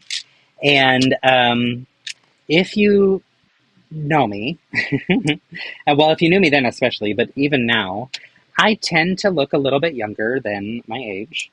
And when you put me in an Elf on the Shelf costume and I'm clean shaven and I put on rosy cheeks, y'all, it was scary. I literally looked like the Elf on the Shelf. And it was the funniest thing to meet with students that year for their academic advising appointments. And they came into the office and they were like, are you kidding me? I'm like, no, not at all. I'm watching you. It was so funny. So we did like a little mini photo shoot outside of our building on any shelf type space that we could find. It was too much fun. Like clearly I had a wonderful time at that job. And then I started working at NI the very next year. And so I said, you know what? I'm going to repurpose this because no one here has seen it except for my friend Shelly, who worked with me at UT, and she's actually the reason I got the job at NI, and she was like, please do. It was an amazing costume. You have to wear it again. And it was so funny. And I remember in my first meeting of the day, I had these 2 really interesting engineers to meet with, neither of whom dressed up for work, and I was told that everyone dresses up, and that wasn't true at all. And they walk into the room, and one of them looks at me and says, are you kidding me? In like a really dismissive and rude way. And thankfully, the other engineer laughed and was like, this is amazing. And told the other guy off for being rude to me. And I was like, thank you, because I'm already embarrassed doing this for work today. And it's really nice to hear some kind words. So I was very happy, though, to have worn it. And people loved it and thought it was hysterical. So I was grateful. It was also, again, at a time in my life when I was still clean shaven. So a different vibe. I did try it on.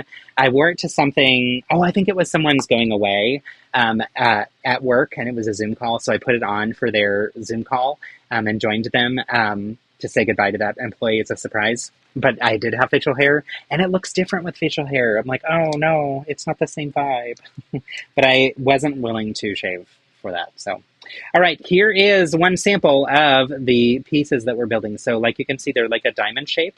The underside, if you want to get a glimpse of that, it is these, the slope pieces, not slope pieces. What would you call these? I forget. Someone help me here. The red piece. So, I love, LOL, I take a quick call and come back to Chewbacca taking over the stream. Yes, you do. I can't remember what these are called. Someone help me. I forget. But yeah, you basically start like this, And then you create those points by using these curved ones that have the curved points down in all four corners. 1, 2, 3, 4. And then we fill in the gaps. And so we start with these 1x2s on the left and on the right. Whoops. Whoops, right there.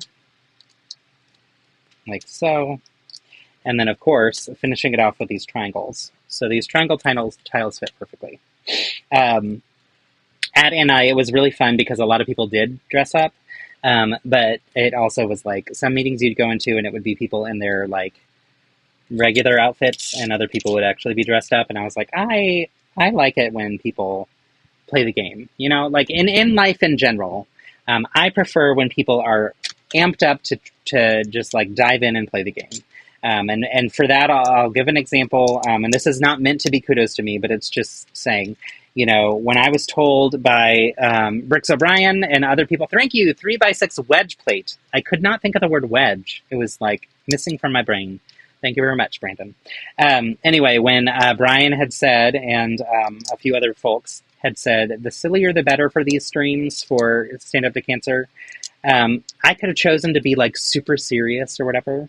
But it's more fun to play the game and say, you know what? If the vibe is silly, I'm going to lean all into silly. I'm going to wear the costume.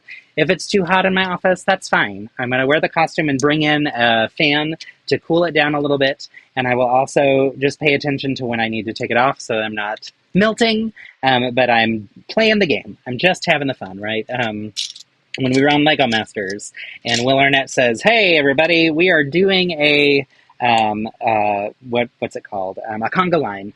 You play the game. You jump in the conga line. You just participate. It's just fun, right? It's part of the fun of it. So all of that is I feel like life is more fun when you just play along as opposed to when you are like super stubborn and don't want to participate. And often that comes from a place of embarrassment.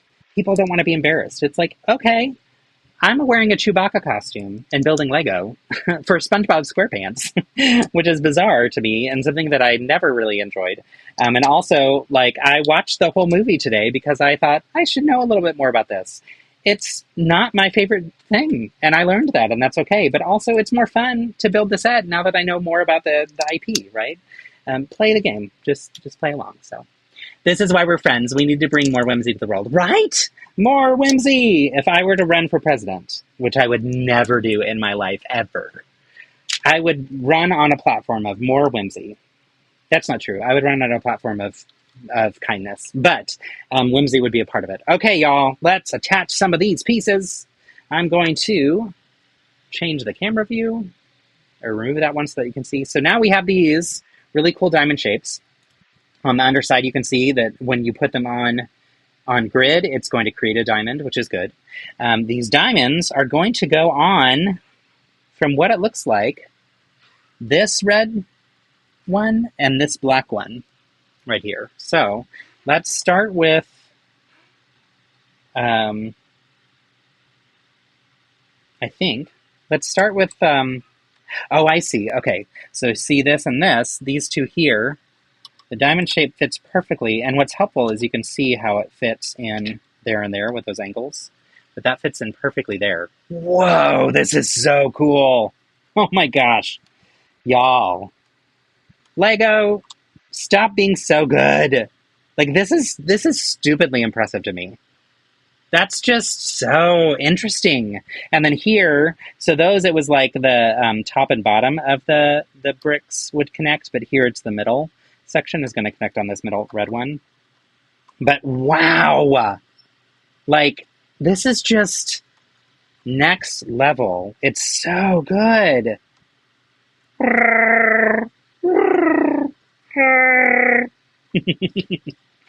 Oh, hi, Penny. She's like, what is that noise? And what are you wearing? Hi, I promise I'm not a creature. You don't have to yell at me. Hi, good girl. She is so confused. Oh, poor Penny. She's so confused. She doesn't know what's going on. Oh my gosh. Imagination. Oh my gosh. Does everyone remember the Imagination Station, and our friend that was the purple little dinosaur-type fairy tale creature, whose name is escaping me, but I know it, and I'm not going to look at the screen because I'm sure one of you may have even put it in the chat already. Oh my goodness, I know the name of this. It's from Disney. I'm saying that song, Imagination, was in the ride. Filbert?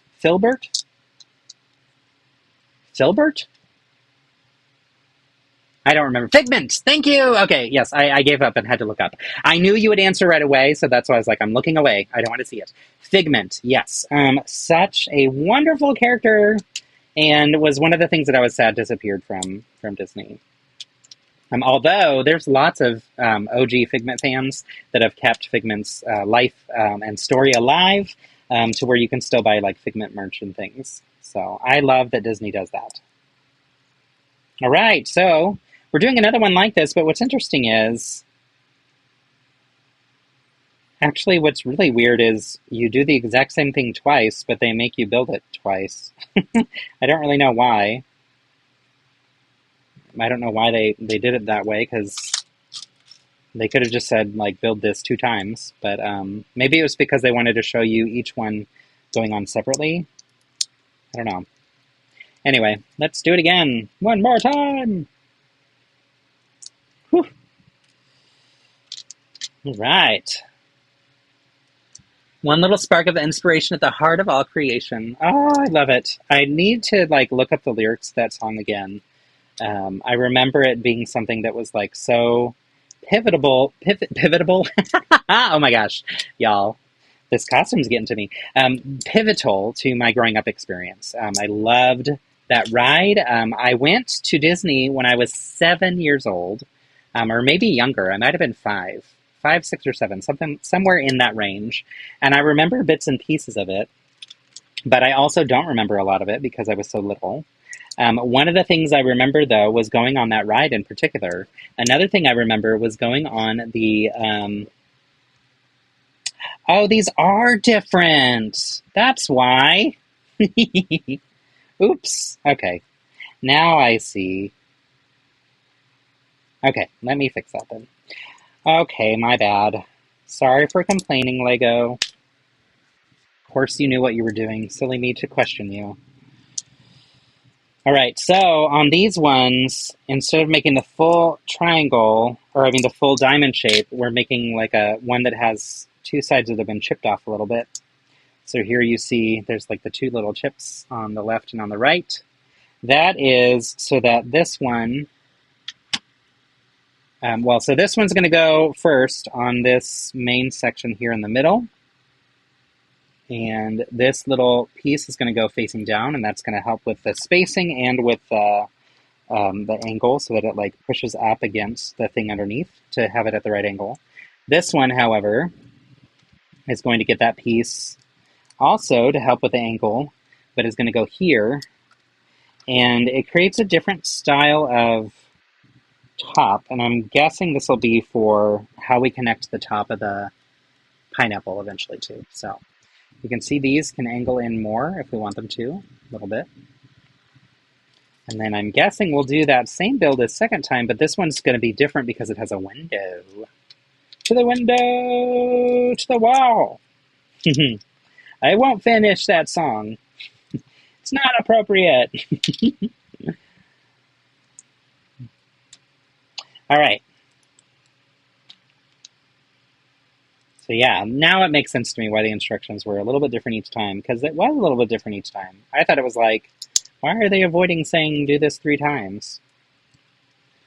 Okay.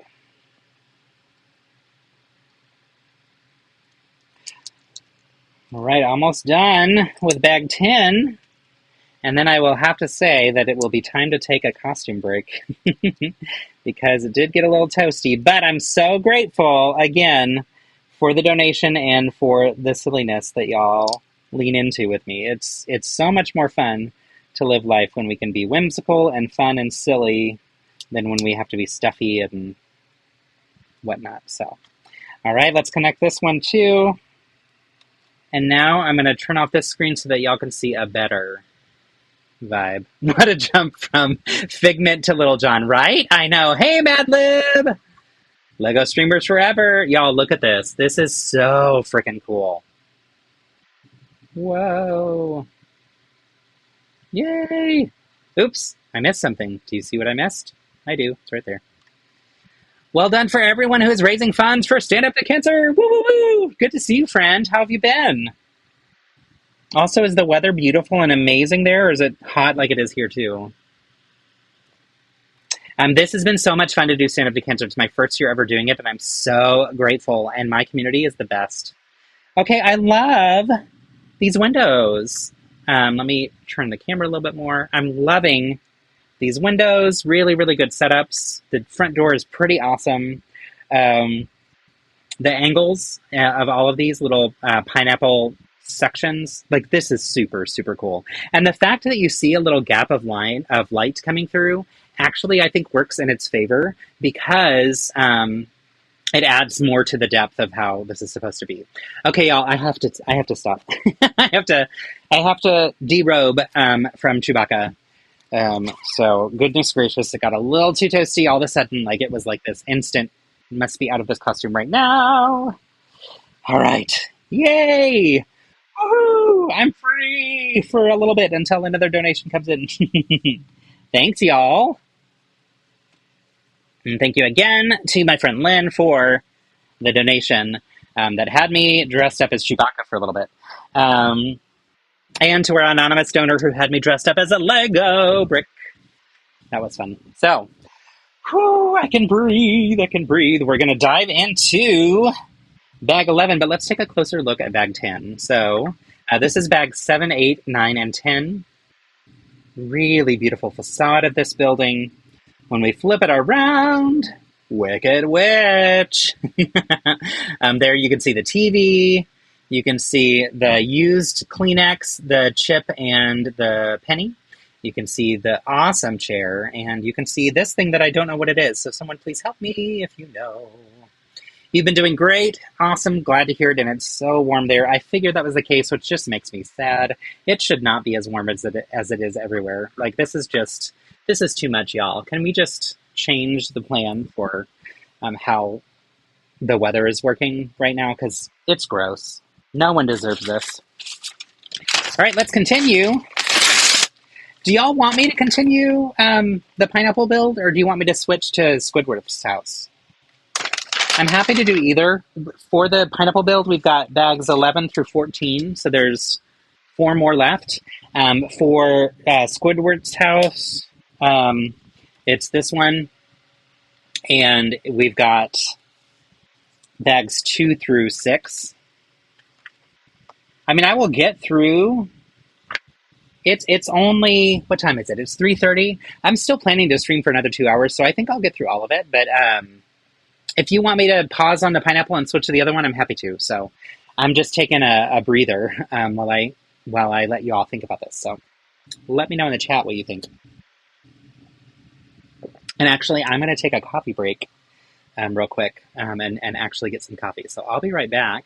And instead of my pause scene, which looks like this, coffee, I'm actually going to do the Stand Up to Cancer video for y'all.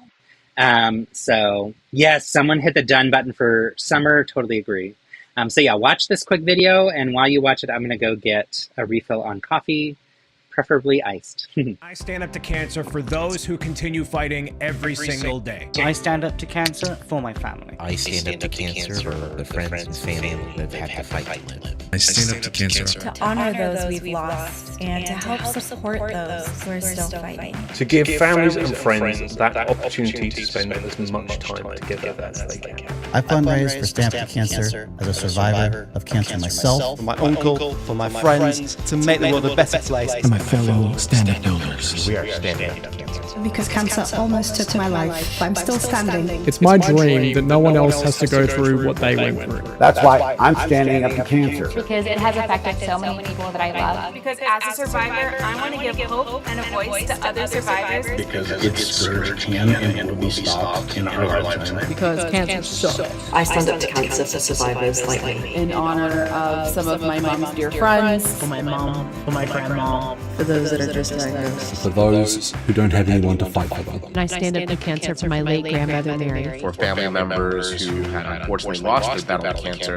And our community who either have fought or are still fighting. I hope you'll join me this August. To stand up to cancer. We are doing our part. And build hope through the power of science. Please help us raise money to fight this terrible disease. Let's help end cancer. I hope you join me and the rest of the builders as we stand up to cancer together. I will be building Lego, but I will also be building hope. Together we can make a difference. Together we stand up to cancer.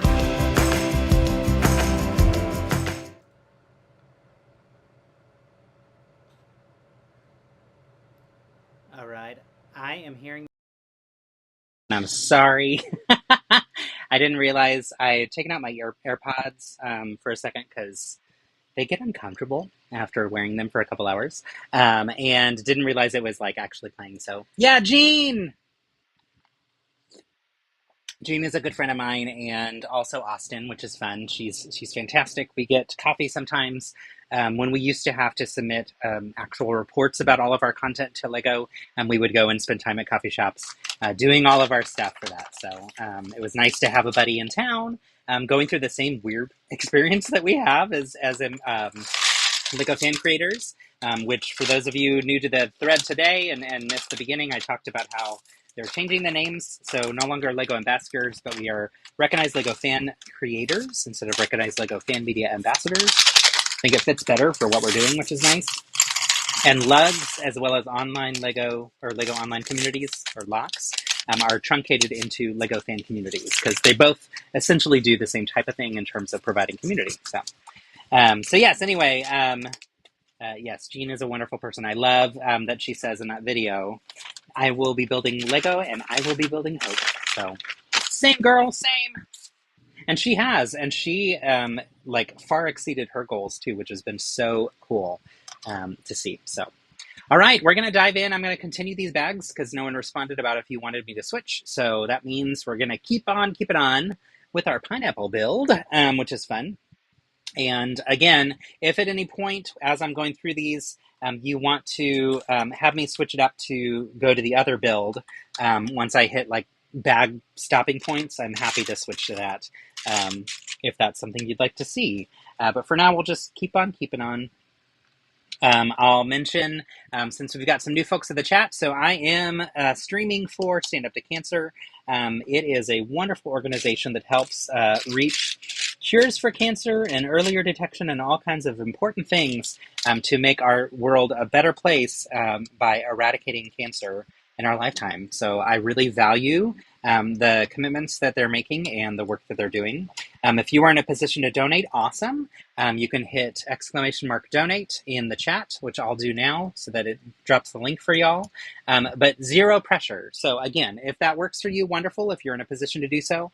If you're not in a position to do so, thank you for being here. I appreciate that you're joining me with the stream and that you are supporting. So one thing you could do to help support is to like the feed so that others hopefully see it as well. You could also subscribe if you're not a subscriber yet, because I'd love to stay in touch and connect. I stream every Wednesday with Lego builds typically that I'm reviewing for Lego sets and such. And then I also have been doing some other things like my Lego Masters streams and such. So that's been a lot of fun. But again, would love to stay connected with you. So liking, subscribing is great. If you want to amplify it and share it in your social feeds and encourage others to join, awesome. Anything you can do to help support it is greatly appreciated. But simply by being here and engaging in the chat, that's wonderful. It, keeping me company while I build and giving you your feedback on the set, awesome. Love that too. So. All right, we are building some interior sections that are going to be red for this top layer. It looks like the back wall of this room is going to be red for our friend. Yo! Okay, this is cool. New part. Now, this part has existed as of the beginning of this year, but we're getting a new color combo. So this green and purple for this life preserver, super cool. Now, it did come in pink and white that we have with the alligator minifig from the CMFs, but I love seeing this in this color combo. That's pretty cool. That'll be somewhere in these next steps. Yeah, so we're building out this front section, or this top section for the top floor. Let me flip it around so that y'all can see. I'll hopefully be able to build while it's flipped around. I may have to flip it again, but I'll do my best to do it so that y'all can see as I'm going. Lovely colors, want and need, right? I'm obsessed. I am a big fan of that color combo, and very excited to see that in here. I didn't look much at what was coming in the build when they first announced it. I knew it was coming to my door, so I figured I'll get this chance to see it and look more in depth at that point. But when the announcement came through, oops, here goes part of the pineapple. When the announcement came through that it was coming, it was also, and that we could share with y'all, it was also in the middle of Brick Rodeo. So it was like, this is not the right time for me to dictate to like looking ahead or whatever. So plus, I like to be surprised as I'm building the sets. So it's always fun to be like, oh my gosh, I didn't know that was coming. So I'm sure others clocked it right away who were like intentionally looking to find all the features and stuff like right off the bat, which is great. I love that there's all different types of approaches to the fun that we get to do. So what sets have y'all built lately that you've been a fan of or not a fan of? If anybody built any that you're like, nope, not for me. I have to say, I really loved those Pokemon Smart Play sets, and I got through most of them. I have Squirtle's Buggy left, but I built Squirtle already, so I got through the first 2 of 4 bags. And then I have the Umbreon and Garchomp final championship battle one that I only put off because of y'all. That would have been one of my early ones to build if I were choosing, but because y'all were choosing with the donations and Stand Up to Cancer and such, that one got saved for later. So it's fun because I enjoy also getting to build things and enjoy the builds too. And sometimes when I'm like doing it for streams and stuff, I miss some of the fun with it. So not mad that I get to build those off stream too, but yeah. You got a city spaceship at Dirty Brickster that ended up being a really fun build. Nice! You know, sometimes I get really excited about the builds that I get through that. Like, I really enjoy Dirty Brickster. If you don't know what it is it's similar to White Elephant Gifts. So if you don't know what that is, that's where you bring a set wrapped so that it's disguised and no one knows what it is. Everybody draws a number who brought a set. The person who has the first number gets to pick theirs first, and then the next person gets to either steal from them or pick a new unopened set as well. And it goes around the room until all the sets have been picked, and you end up leaving with something different than what you brought. Typically, it's pretty rare that you don't. But it's actually really fun and gets really raucous at our conventions. So I love surprises, or as my friend calls it, delight moments and builds. Oh, I love that. Delight moments and builds. That's really sweet. Which friend would that be? Who says that delightful phrase? Oh, I did that wrong. Number 60430. Awesome. I'll have to take a look at it. Here we go. Did I do that wrong? No, I did it right. Okay.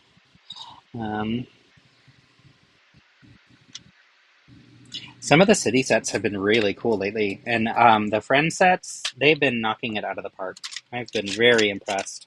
I declined a wave of friend sets for review, I think around the holidays, because they had already sent so many other things, and I was like, I'm not going to have time to do this justice, so let me just say no. And then the next wave came through and they didn't offer them, and I was like, oh, bummer. I really love the friend sets. So, however, it is nice to be more intentional about which friend sets I want to get as opposed to getting a full wave. And I recognize the privilege in that statement for sure. They've done a really good job with it. So Just a Peeler, aka Mike, he does a lot of movie-inspired mocks. That's so fun. I love that concept of delight moments in a build. That's really sweet. Y'all, fun fact, it is Austin's Pride Week next week. So our Pride Month, we do celebrate stuff in June, just like a lot of the rest of the United States and a lot of the rest of the world, although other countries also celebrate at different months too. But our Pride, where we actually have a parade and everything, and a festival, is reserved until August. And so we wait till it gets hotter and is more miserable outside, unfortunately, to host it. But yeah, so Philip and I are getting excited about some fun things we'll do next week to celebrate. We typically go to the parade, and usually there's some other, like, one or two events that we'll also, like, participate into. So yeah. Yay! Oh, fun! I like that y'all know each other. It's always fun to see in the chat, like, who knows whom, so. Have you been streaming a lot lately? Yay! Thank you. Happy Pride.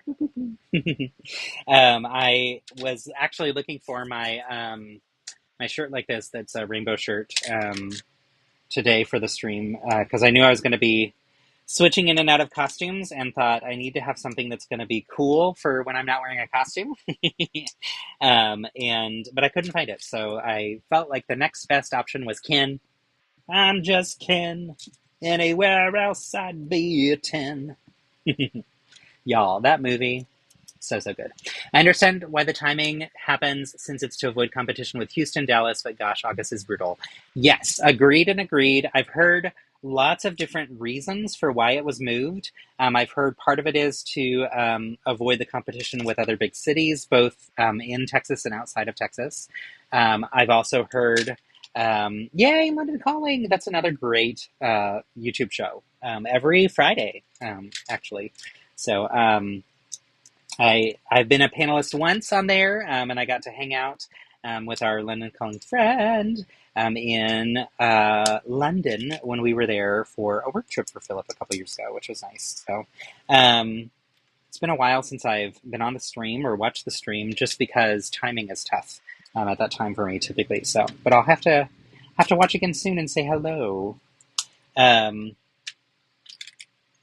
But yes, I don't remember what I was saying other than singing the I Am Ken song.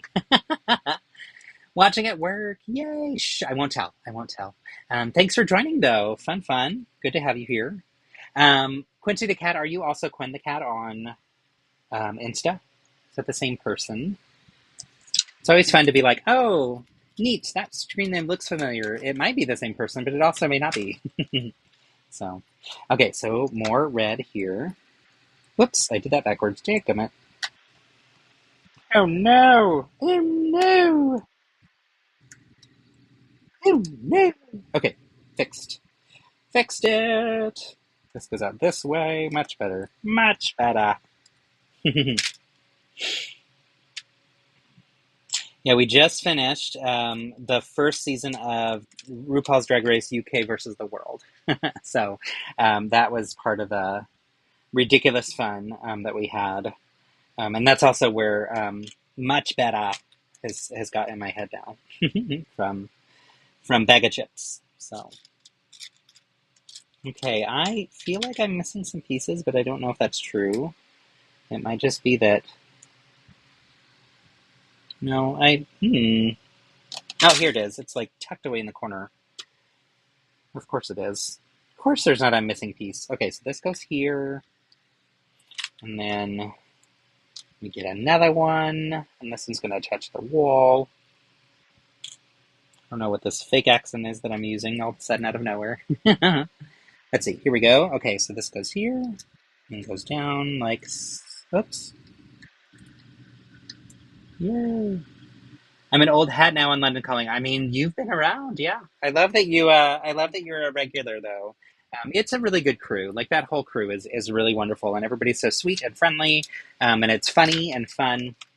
It's always nice to see y'all and chat, and yeah, it's been a minute since I was able to watch, so I'll have to watch again soon.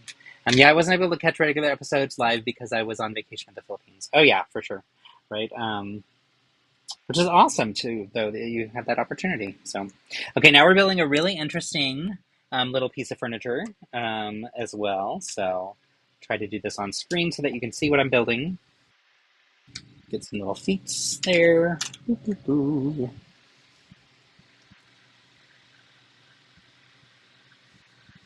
SpongeBob SquarePants. I like your little emoji to represent all the characters. Fun, fun, fun. That's cute.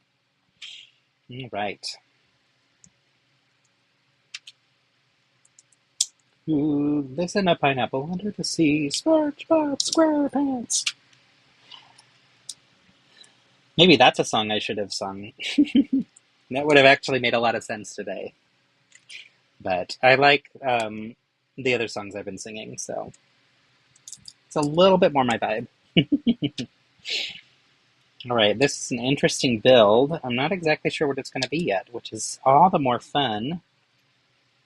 Lots of little brackets here and there and snot bricks. All right, here we go. And we get these little guys on this side, which is nice that it creates that like seamless rounded piece on the edge there for whatever detail that is here. On the other side, though, we're going to use some other pieces to change that vibe up a little bit. Oops. Is this going to be like a refrigerator, or I don't know. Is this the kitchen and dining room, maybe? For those who know SpongeBob, please let us know. Did you finish all the Pokemon sets? Almost. So I finished Mewtwo, and it's incredible. So that's this one here. Really, really beautiful. And yeah, I finished this one and was really excited about the way that it turned out. On the front, you can twist this, and he can escape. And you can see there's like a little rounded piece here that you can pop out so that he can be floating still, which is nice. And it also came with the Master Ball, and it also came with this really cool sticker for the lab. I still have the Garchomp and Umbreon Championship Battle set left, and I still have the Buggy in the Squirtle's Buggy set left. So those two are to be finished, but otherwise, yeah, which, y'all, that took a very long time. As many of you know, we did that live on the stream for the first week of the builds for Stand Up to Cancer. And yeah, that was like all we were doing that entire time. And it was 4 hours and 4.5 hours, I think. So probably took a total of 10 hours to do the entire builds. And I would say that's also part of that, of course, is I'm doing them and sharing them with y'all. And I was singing songs and raising money and all the things. So like there were other bits and pieces that kind of gave us moments of breaks from the building process. But yeah, that was a hefty process. But I have to say, they have won me over for Smart Play. I am much more impressed than I thought I was going to be with them. So major kudos to Lego. It was nice to hear y'all's feedback as well as we were kind of testing them and giving some glimpses into what that experience is like. So thank you for your honest opinions too. So, hi, thanks. So this is my shirt when I'm not wearing a costume. Today I have worn a Lego brick costume and I've worn a Chewbacca costume, and I have one more costume that is waiting. So that's been part of the fun incentives that we've done for donations today. So super silly. Let's see here. I only picked up the Jigglypuff set. My other half, Carl's favorite Pokemon. He is super cute. Agreed. Also, yay, Carl. Hi. And yeah, that was a really, really adorable set. I was very excited about Jigglypuff. If I were to have purchased the sets myself, that would have been one right off the bat for me. Now, I also have fallen completely head over heels for Pokemon in general. Like, this is 100% Lego's fault, and I love it so much. And so I was excited about all of them, but of the Smart Play ones, Jigglypuff was my first favorite, for sure. As I built all of them, some of them grew on me for sure. So, oh, this is a little bed. Okay, this is real cute. Okay, I'm liking. Oh my gosh. Okay. So, y'all, this is just too cute. Okay, so these things are the bed. Oh, you can't see. Sorry. Let me switch again. Ta-da! These things are the two bedposts for the bed frame. This is the bed. And we've got this little blanket, and we have the little life preserver behind it. And then it's got underneath these pieces that are going to connect onto here and here. And that's going to help put it in place between the bedposts. And then it, like, you can see there's the little feet underneath on the front. That's so perfect. Okay, I was like, is this a refrigerator? Clearly I was wrong. Wrong room altogether. So, all right. And now this page says, there's a little quote from the movie or show. It says, Gary, you are going to finish your dessert and you are going to like it, says SpongeBob SquarePants. So silly. So there's this little overhang thing. And then we get a little piece that I think might be Gary's dessert, potentially. Because on the page where we build that, it has that dessert quote, so that'd be my guess, but who knows, really? Who even knows? Who knows? It's only just out of reach. Ba-da-dum, ba-da-dum, ba-da-da-dum. And this next part says, on this page, a new life buoy element is used for the headboard, so that's the green and purple one. And a classic version is just the right shape for the alarm clock. So what I'm building right now is the alarm clock, which is great. Cute little build here.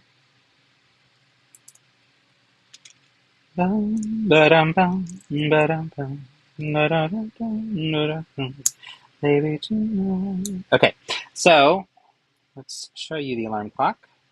I want to compare this to the pictures of like the cartoon inside, so here we go. That's the alarm clock.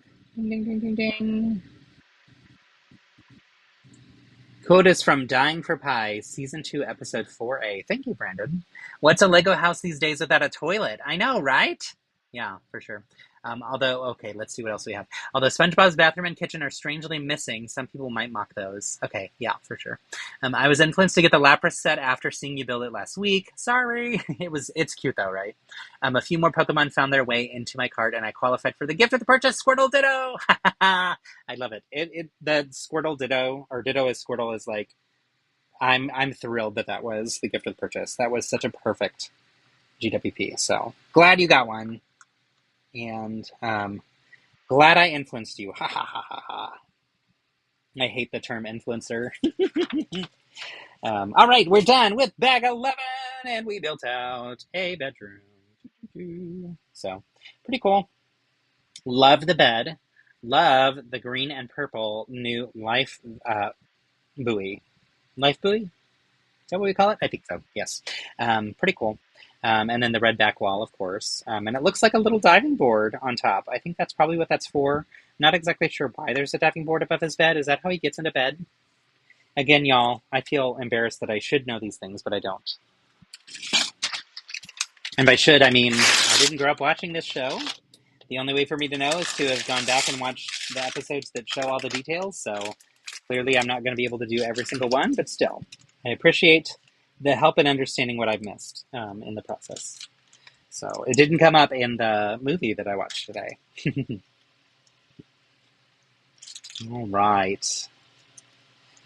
So much fun today, though. And always fun to spend time with y'all. It's such a good group that joins these streams. I'm so appreciative of you joining and supporting. It really means the most, so thank you. All right. So then this part is going to go over the top here. And that's going to help us build up to have the top of the pineapple. So, whoops. Uh-oh. Something messed up here. Let's try that again.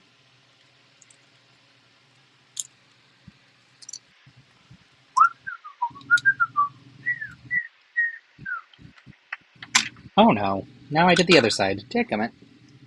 Well, this is a little bit of a fragile part of the build. Not what I was expecting.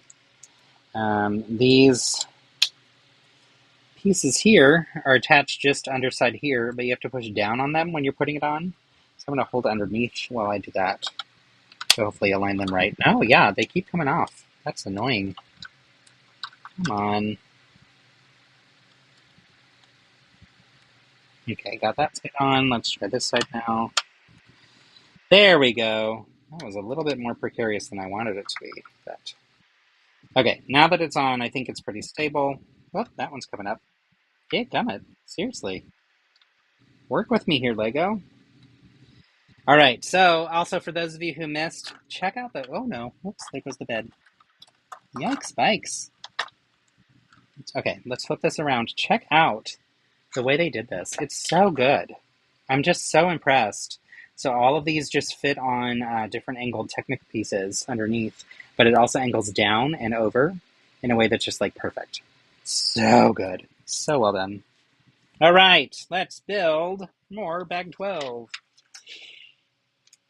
And again, like I said, I'm happy to switch after bag 12 if you want to go back to the other bags and start building out Squirrel's Home, or if you want me to finish this one, we can finish this one too. So just let me know what your thoughts are if you have a strong opinion, and if you don't, we'll just keep going what we're doing. So let's see. Haha, same. I got Squirtle, Lapras, Mewtwo, and the Gift of Purchase. Nice. Those are good ones for sure. I want Quaxley, but I don't care for the other two. Oh! So Rick said he would go half on the set with you. Nice! Okay, that is a win for sure. It's funny because Quaxley was the one of those three that I was not as excited about until you had me build him and told the story of what his full evolved version looks like, at which point I was like, wait a minute, now I'm obsessed with Quaxley and need to see all of his evolution for sure. So, but I was actually really excited about the other two that came with him, Fuecoco and Sprigatito. Tell me what's good. Ba-da-bum-bum-bum, ba-dum-ba-da-dum-bum. The wedding is tomorrow. That's the way to do it. Yeah, awesome. Oh man, this bed. Come on, bed. I find my big hands, I run into things too easily with when I'm trying to pick up builds and move them and stuff. And that bed is really only attached by two studs underneath, and so it's a little bit tipsy. No, I need a iced coffee break, which might be more ice now too.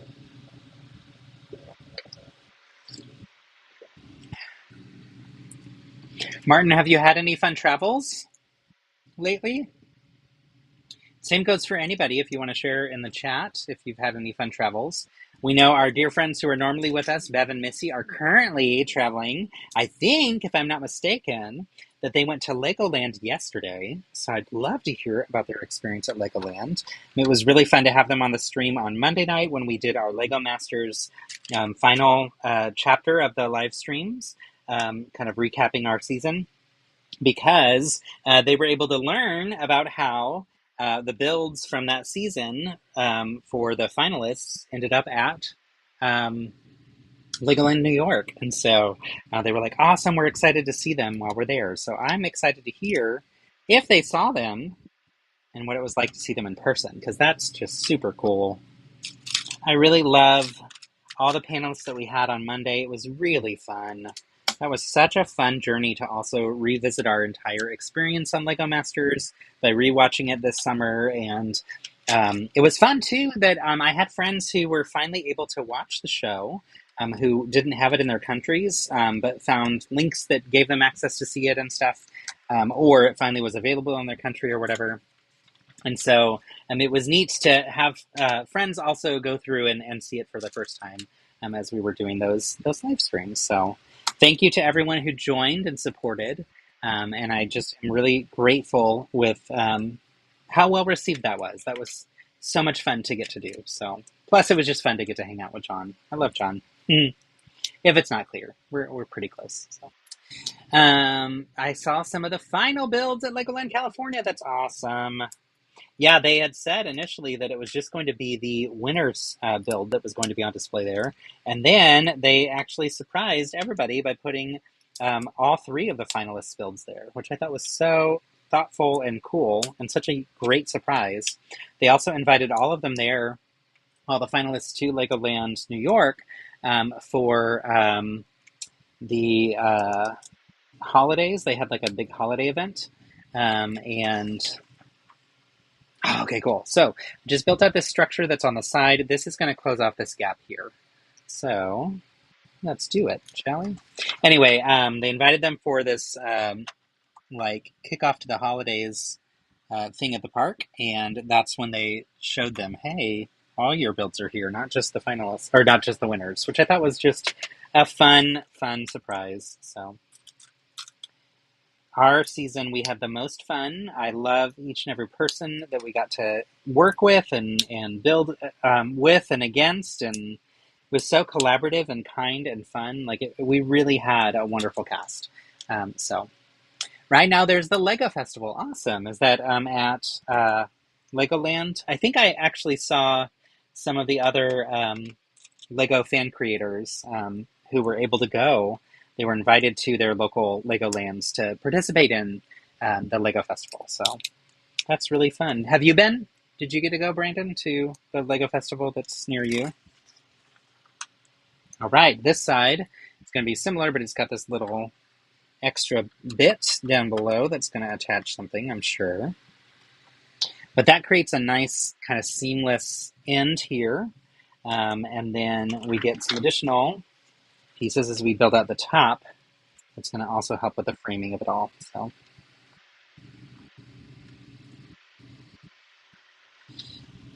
Philip and I did Legoland Windsor a couple years ago when we were there for his work trip. So that was a lot of fun. And yeah, it was a nice experience to get to see that park. We'd been to, I'm going to flip this around because now it's going to be face forward stuff for y'all again. But anyway, it was nice to get to go to that park and see and experience it because we hadn't been to that one yet. We'd only been to the Billund one. So I've been to Billund and to Windsor, but not to any of the United States ones, which is fun. So let's see. I've only seen videos. I don't go to Legoland as much as you go to Universal. Cool. Nice. Let's see. Okay, Martin says, I haven't been traveling. Summer is super busy for me at work. However, we have a lovely week away at Cornwall booked for the end of September. Yay! And that, I'm assuming, is a beautiful time to be there. So that's wonderful. I'm excited for you. We did a little bit of traveling this year, so we went to Paris for our friend's 40th birthday, and it was so much fun. That was back in March and April. The weather was gorgeous.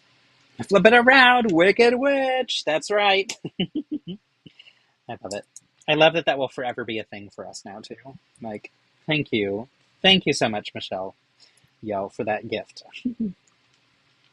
All right, so more of these little bits. So these sections are also going to use the clips to clip on. And you can see there's a clip here. This one's going to go on right here and fit in seamlessly. And what's confusing is, does it go over? I guess it goes over the other ones. Maybe once it's clipped in, it'll fit better. Oh, what in the world?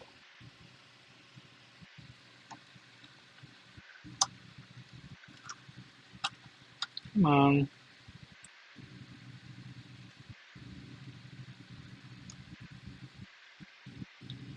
Okay, I don't think it should stick out that much, so I need to figure out. This might just be like an issue of like just tight bricks, where the spacing is pretty tight in there for the fit, but feels to me like it should fit a little better.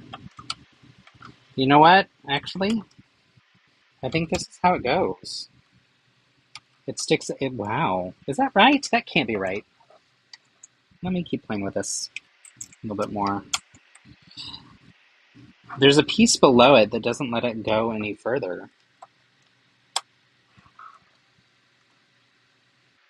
Let me double check if that piece is in the right spot.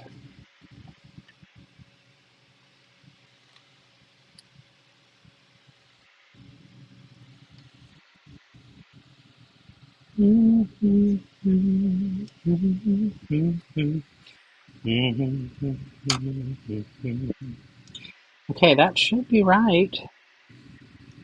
So if that's there...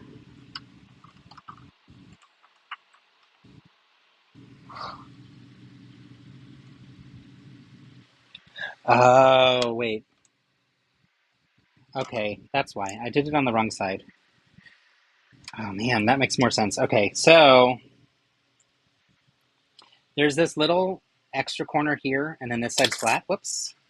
And then this side's flat. The flat side is supposed to go up with the extra corner going down, and I had it reversed. And so it was bumping into things. Plus, this piece has the rod on this side and not on this side, so it was also angled a little bit higher than it was supposed to. So if I do this again, and I move this to this side, now when I put it in, this is going to be higher up, which means this is going to be higher up too, and it'll fit better. Much better. Much better. There we go. Okay. Yeah. Clearly I did that wrong. Much better though. Okay. Whew. I was going to say. Yes, it should be on the other side. Thank you for fixing it. It's basically a vocal stick whenever I see something shortened to MM, right? It always will be for sure. Flip it around, Wicked Witch. Yes, we got there, y'all. Thanks for the ideas of like, hey, this needs to flip, because clearly I was doing it backwards. Pointy end down. Yep. I was thinking it was pointy end up. And it was like, heck no. Why are you thinking that? That's just silly. Bum, bum, bum, ba-da-dum, bum, bum. Okay, what's weird is I should have another 1x2 tile, but instead I have another one of these that is not the right piece. So now I'm wondering if I did something else wrong. But this is what came in this bag. So let me flip back through this bag. Yeah, they gave me the wrong part. Ooh, Lego. I'm going to have to tell on you. That's not good. So, was that right? Oh, no, it's not. I'm wrong. I didn't flip the page. This one does have pointy end up and down. Okay. All right. Let me flip this back around to y'all. Forgive me for lying. I said it was wrong. Lego's like, are you kidding me? We would never. We could never. All right, so here we go. Unlike rockets, which prefer pointy end up, flamey end down. Thank you. Yes, that's a really good point. I think I will always remember that about rockets now. So, all right, so these two little green things come in here. And after I put them in, I will read to you what it says in the book. Instruction book, when on the page when we put these little green bits in, says, oh, nematodes, which means nothing to me. But I hope it means something to you if you know SpongeBob. I'm embarrassed that I don't know that one. Oh, nematodes. Okay, let's flip this around, Wicked Witch, and now we will put this one on. Okay, so the problem I was having is when I was putting it on, it said for it to go like this, right? And then when I was putting it on over here, if I do it like this, downside, that means that's going to be lower, so it's going to raise the whole plate up. Oops, if I do it like this, downside, it's going to be lower, so it's going to raise the whole thing up. Whereas if you do it this way, it's going to be higher up, and it's going to lower the whole thing, if that makes any sense at all. So you do have to make sure you're putting the right pieces in the right spots, of course. So we connect it here. But when we flip it, it's going to flip like this, which means this is lower to the ground, so it's going to raise the whole section higher up. And that's going to make it fit so much better than it did before. There we go. There we go. And this stupid bed, y'all. Once again, we throw a party here in town. Well, that's another one I could sing a song from. It's Hunchback. Come on. Why aren't you going on? Work with me here. Oh no! Oh no! His bed fell apart. Oh dear. Okay. Let me look in again. Go back this way. There we go. Now it's on. Much better. Philip says, I'm well versed in SpongeBob lore, as you know. Yes, he is my SpongeBob expert. because he refused to watch the movie with me today because he had no interest. So that tells you right there how much of an expert Philip is. Also, thank you for joining, babe. For those who don't know, Philip is my husband. Also, if you don't know that, take a look at his name. That might help. That's how we're connected. Oh, yay! Lots of these pieces in green. I like that. Both the left and right side for the pineapple top.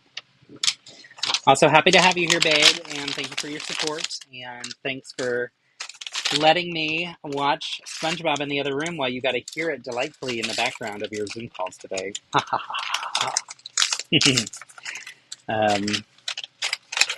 I texted him partway through and I was like, this is not for me, and that's okay. The build will still be really cool to see and design for sure. I'm sure there are probably SpongeBob fans who, if they come across the stream, might be like, are you kidding me? Not fair that you got this set, blah, blah, blah, so awful. How could you hate SpongeBob? I don't hate SpongeBob, first off. What I would say, though, is it's an acquired taste, and it's one that I didn't acquire. And it's one where you can still be appreciative of the Lego build without being appreciative or a huge super fan of the actual set, or of the actual IP. And in this case, this is the coolest build. I'm learning so much about complex angles and designs and things. And one thing that everybody should know is you can learn about Lego sets without actually buying them. You can go to the Lego website and you can look up the instructions for any set, and it will walk you through it for free. All of those are available for free once the sets are available to purchase. So it is a really, really cute build, for sure. Totally agree. You're welcome. I'm snacking because I got hungry. Oh, I'm jelly. I am hungry. We're going to have to get food again early tonight, just so you know. They made me wear Chewbacca and the Lego bricks already, which is wonderful. I love that. And I had to sing. We hit a song moment. We surpassed my recent goal. So I started with a $500 goal. We well surpassed that right away. Now the goal was $750. We surpassed that today as well. And so now the goal has bumped up to $1,000, which is so exciting. And we are at $785. Wait, $785. Oh yes, that's right. So $785 means we are $35 towards the next $75 point where I would sing. So if we get another $40 donated, I will sing another song, which is super fun. But it's just been fun. We've been having a good time. I've been learning more about SpongeBob from our friends here. Also, just chatting with friends that we see weekly, and also with friends that we don't see weekly, which is a lot of fun. So how did you put on Chewbacca in this heat? I know! Too many hinged parts to be fun in studio. Oh my gosh. Absolutely. You can build them digitally in Studio too if you're inclined. Oh, I see what you're saying. Yes. That honestly is a great way to learn Studio. So I support that for sure. The hinged parts on here would make it very difficult, but also if you're trying to learn how to use Studio to do things like the hinged parts, that's actually a really smart approach. So good thinking. I learned so much from building physically, and I found that building digitally is a different skill set, and it's something that I want more practice in because I do learn a lot from it. Okay, y'all, this is a cool technique. Let me build and show you this. So for the top of our pineapple, can I raise this more? I cannot, but let me see here. If I zoom this closer to y'all, y'all can see it a little bit better. So I'm going to be building something that's going to create a curve and a round here, and we're using these pieces. So these hinge pieces here, right? You layer them on top of each other. It's like a relatively simple technique, but it's a very smart technique. So we're going to do 3 in a row, tic-tac-toe, just like so, bow-de-bow-de-bow. Making up rhymes all of the time. Aren't you glad I don't write my own music, y'all?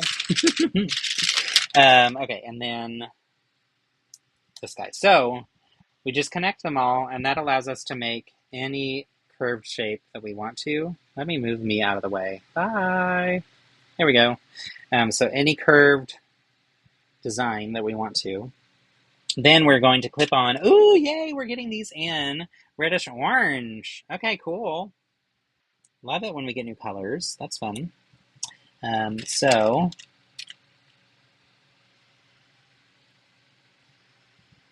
I think I'm missing one. How many do I need? I need 5 of those. So there should be one more. Here we go. Here's the last one. Stand alive, stand alive. Okay, so 1, 2, 3. But yeah, so the hinge piece, we're getting the underside of the hinge in reddish orange. So that's new to me. I don't know if it's been in any of the other sets like that yet. But we do 4 of those, like so. Then, of course, you clip on the top part. And these top parts are going to be facing outward. So going out, away from it. I realize with this so close, you may not be able to see. So let me switch it up a little bit. Here we go. So yeah, so now we attach these guys all around. 1, 2, 3, 4. Whoops, that one slid off. It's not studded down very well. There we go, much better. Much better!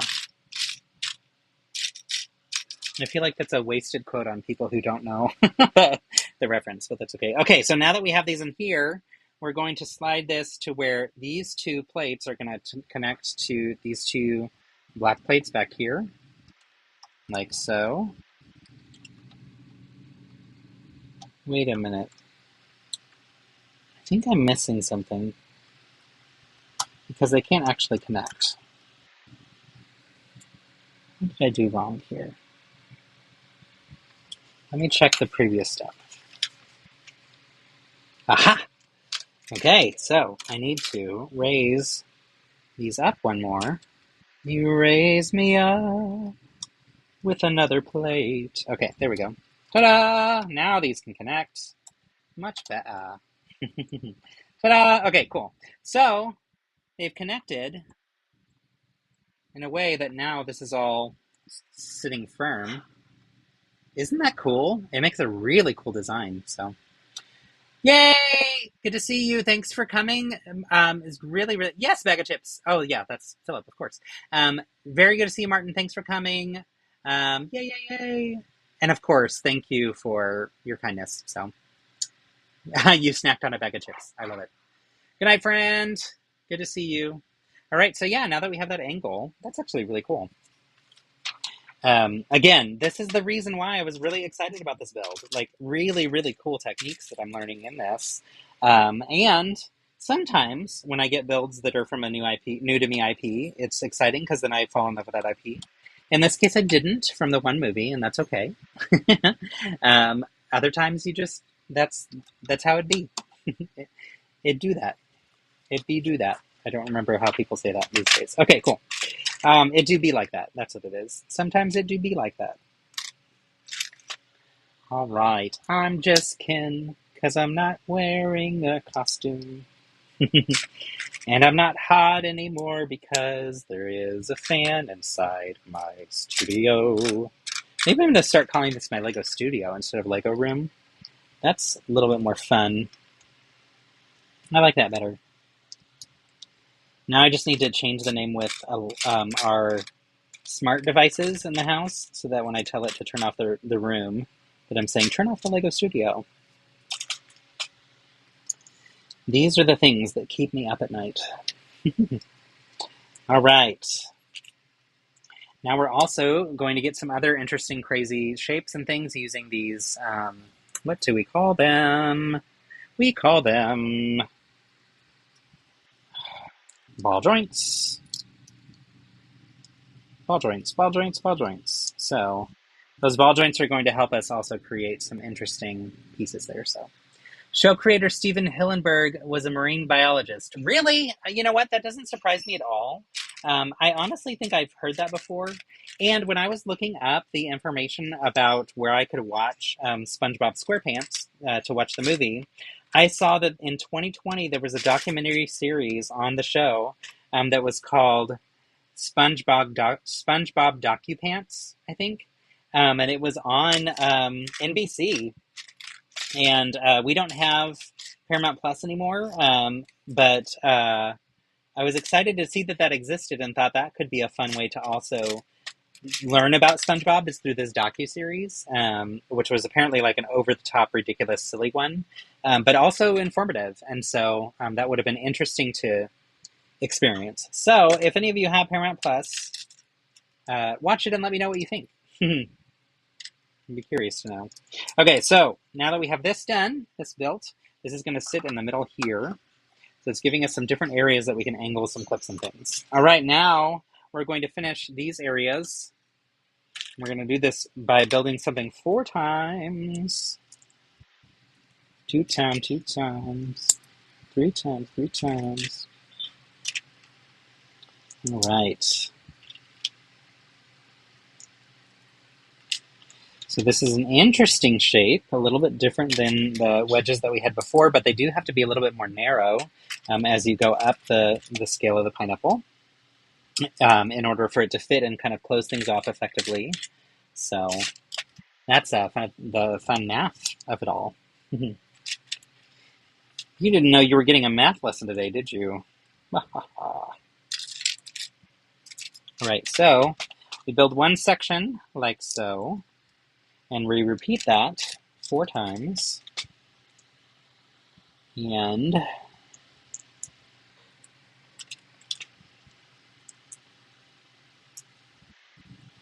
all right, so it's going to look like this. I'm going to lower this down for now. Build a few more of those.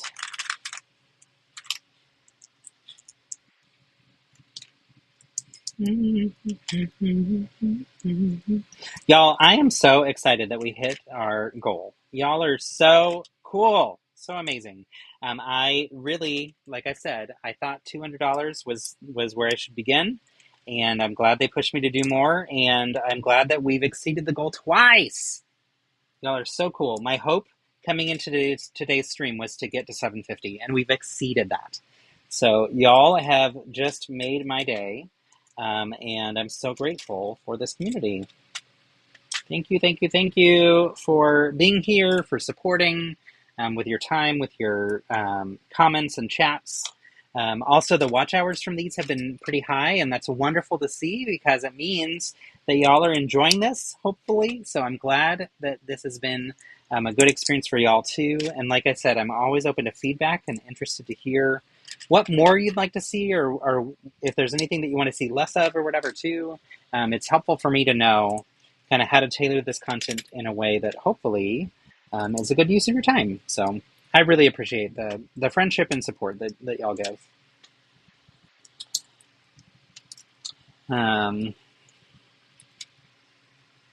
When we saw, this weekend when we saw 42nd Street, it hits differently now than it did back in the day when I was in high school and performed in it. It's just a very interesting vibe. And there's a lot of stuff that doesn't really pass the Bechdel test, for sure, if anybody knows what that is. But also, there's just a lot of stuff that, like, today it wouldn't be well received. And it was funny to watch and be like, wow, they let us sing that in high school? Interesting. I love tap, though. And it's made me want to go and take tap lessons again. I had so much fun doing that my first, I think, 2 years that I lived in Austin, and then I took a break and then went back to do it again with a friend of mine from work, and it's so much fun. It's like such a different way of performing and movement, and, you know, it's good exercise. And all right, I built 4 of these, so now let's attach them. And, okay, interestingly, so before we were attaching things like on the sides, now these are going to attach onto these clips, or these hinge pieces rather, not clips. Okay, so they all stick straight out at first. Oh my gosh, the math in this is so cool. It might pass the Bechdel test technically, but it doesn't pass the misogyny test. Yes, right? Okay, neat. So cool. Y'all, it's so good. All right, and now let's add some spiky bits on top. Pretty sure that's what it's called, the spiky bits. Also, y'all, I am growing pineapples at home. I bought pineapples from the grocery store, And of course, what happens anytime I do anything in life is I get lost in a doom scroll and find my way into threads about, like, here's how to replant and repurpose your pineapple tops. And I learned how to get them to grow roots. And so I have 2 pineapple tops that have grown roots, and I need to plant them in actual soil. But a year from now, I think is what it said. It might have said 24 months from now, but I think it said 12 months from now, it'll actually grow a baby pineapple. So it's well worth the effort, for sure, for us to maybe have one that is produced in the future. But it's fun. I love, like, learning about how nature works and seeing, like, oh my gosh, this is how you can create roots in this. Like, it's that easy. So it was very, very easy to do. I do need to, like I said, put them into actual potted material and soil and get them to grow that way. But one step at a time, y'all. One step at a time. I've got the roots growing, and that's the most important part at first. So, all right. So now we've got some tip tops of the leaves, and these leaves are now going to connect in where we do on the sides. One here, behind it a little bit. And it looks like we're going to lower the front one and raise the back one a little bit, like so. So lower the front and raise the, wait a minute. Oh yeah, that's right. Okay, cool. Use this one up. You raise me up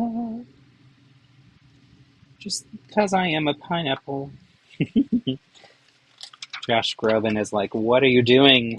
You're ruining my song. There's a new episode of Ted Lasso today. Yay! But I won't be able to watch it until later. Very excited. Philip and I started the new season, and we're thrilled. We've really, really loved the first 3 seasons, of course. And we re-watched season 3 just before the season aired. And it was such a wonderful journey back through that show. I love it so much. So good. I love that we have other fans in the room. And not a surprise that you'd be a fan of that show, for sure. It's a great one. Okay, and then the top one is a larger little guy. So that's going to go up front and center, like so. Boom! Up and at him. There we go. And then we get our final little bit, which is the little... what do you call this? What do you call it? What do you talk? The little pipe type thing that goes outside here so that he can have his bubbles on. Yay! Okay, y'all. Oh, and wait, there's a little bit more. But wait, there's more. So there's actually some bubbles coming out of it. Oh my gosh, y'all. This is really cool. This would have been perfect when I was building the Glenda stuff. We've got a little tiny bubble. Oh my gosh. Okay, that is a fantastic new part. I'm thrilled for that. And, yay, I'm glad that it comes with one of these. So these are the minifig helmets that are clear. And then also a regular one, like a regular minifig head in clear. So lots of great clear pieces here to make some bubbles. My bubbles. So cool. All right, so...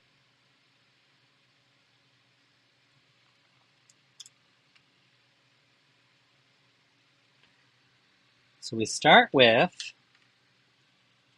just the wee little bubbles that I just showed you. SpongeBob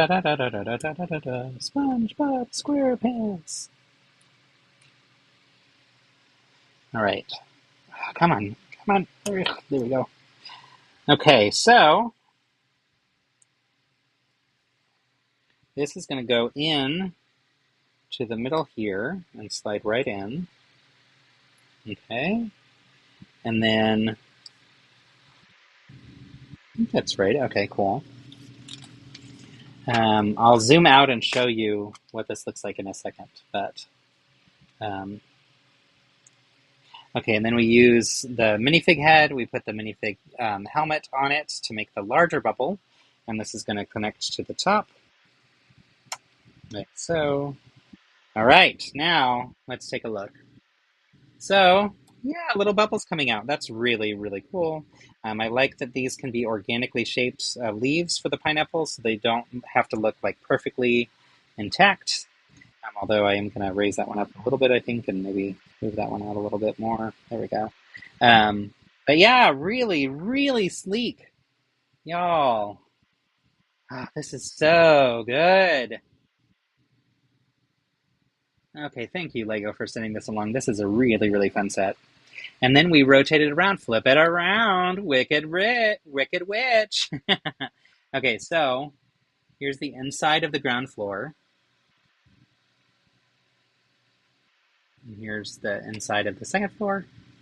And then the back side of the top of the plant. So good. Okay, this is really, really nice. Nice job, Lego. Yay. Okay, so we are going to, what time is it? It's 4:30. I think we have about an hour left. So I'm going to skip this next build, which is just like a little jellyfish field for him. I'm going to skip past that, and then also a bubble stand. We'll come back to those later. But instead, I'm going to move back to Squidward's house, because I think that'd be a little bit more fun to get to build together. So, all right. Yay. Okay, fun. This has been pretty cool. Okay, so let's set this one aside. Gosh, y'all. I'm just like staring at it in the video. It's really impressive. Nice work, Lego. Okay, it's going to go down here by Mewtwo. I need to grab... Which bag would this be? We were working on, I think it was bag 3, so that's, I think, these pieces. Yep, there we go. So let's build out another house. I'm doing this in, like, the weirdest order. But, okay. So, we have built, again, the Bikini Bottom sign, which has this little plant friend. We built the boatmobile. We built Patrick's house, which opens like this. Here you can see him inside holding an ice cream. And you can see all the fun furniture. That's the first sticker that we got. So it's a little TV screen. So I'll put all these aside. We built SpongeBob SquarePants, SpongeBob SquarePants. And it's a little different than the previous ones, which is pretty cool. We also built Gary. So they're going to go back here as well. And now, let's continue. This is bag 3, I think. No, this is bag 2, I believe. And bag 2 started with the boatmobile. But we're going to continue with the base for Squidward's home. Also, I love that we're getting this piece again in this set too. It's always nice to get some interesting shaped pieces and parts. So, didn't realize it was releasing weekly until we finished the first episode of the new season, and there wasn't any more. I know, we were like, wait, bummer. We thought that we were going to get to keep watching it, but that's okay. I kind of like that it's forcing us to go back to what it used to feel like when we watched TV back in the day.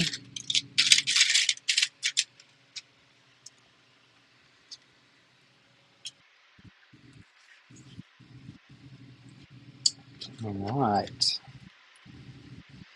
I'm excited for this build. I was really looking forward to the tiki element style of it, you know? Like, it's such an interesting and unique approach to building. Oops.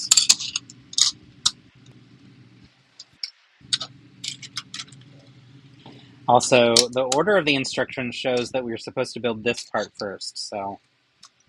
And I just realized we never figured out where this one goes. So I think it's just an extra tile that they gave us. I don't really understand, because I don't think that should be an extra piece, but I could not find it when I looked back through the instructions. Could be user error. That is possible. Sometimes that happens. But probably not, because, you know, of course not.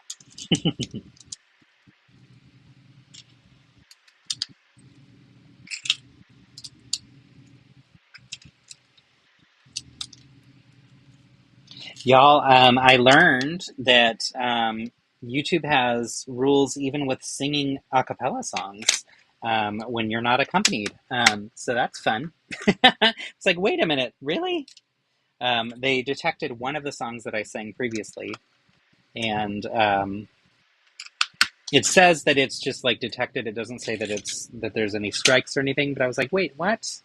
I didn't know that could happen. So good to know. Good to know.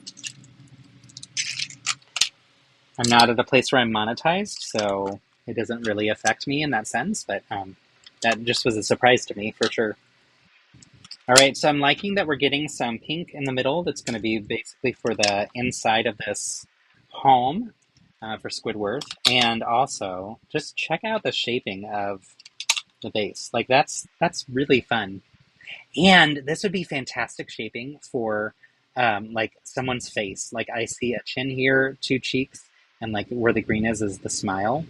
This would be really fun to kind of take that concept to make into a character. I might have to do that. I love when one thing inspires something completely different.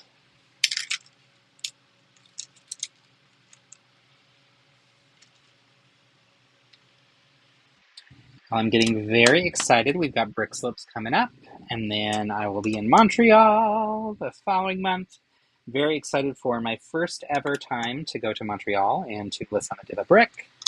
And Philip is going with me for the first part, and we're going to explore Montreal a little bit and have a little fun adventure. So that's going to be fun. And then I'll head up to the town where the event happens, just outside of Montreal. And he'll head home. And I'm so excited. I get to give a talk, which will be really cool, and I get to lead a workshop, which is a lot of fun. And the build that I designed for the workshop is also going to be used for raising money for a local charity that works with children in hospitals, which is really interesting and cool to me that I'll get to have my build contribute to something good in the world, which is just so fun. I'm very, very excited. So if you happen to live up that way, let me know if you're able to go and interested, because it'd be really fun to meet you there. I think it's a relatively small convention, so excited to experience it for the first time. And I'm so grateful. I was connected to it from my friend Annabelle, who many of you know. She's wonderful, and she put me in touch with the person running the event so that he could work with me on setting up all the different things that I'm providing. So really, really cool. They're very nice people. The guy who runs it owns Canada's largest brickling store. It's called Canada First Bricks. And I will be able to tour his facility, and it's like a major warehouse. It's enormous, which is really cool. So very excited about all of it. All right, that was bag 2. Interesting shape. Now we go on to bag 3. And this is 3, 4, 5, 6. So bags 2 through 6 build out this building. So Montreal is fun. Tour the Notre Dame there. Oh yes, that's on the list for sure. So excited to experience that. Have you gone just for fun, or did you go for work, or what brought you there? And do you speak French? Yes, poutine. Poutine is definitely on the list to do for sure, or to eat rather. The people who are running the convention said that they would treat us to a poutine meal while we're there. So excited to have a traditional one with them, but then also probably eat it another day. I mean, it's supposed to be the thing to get.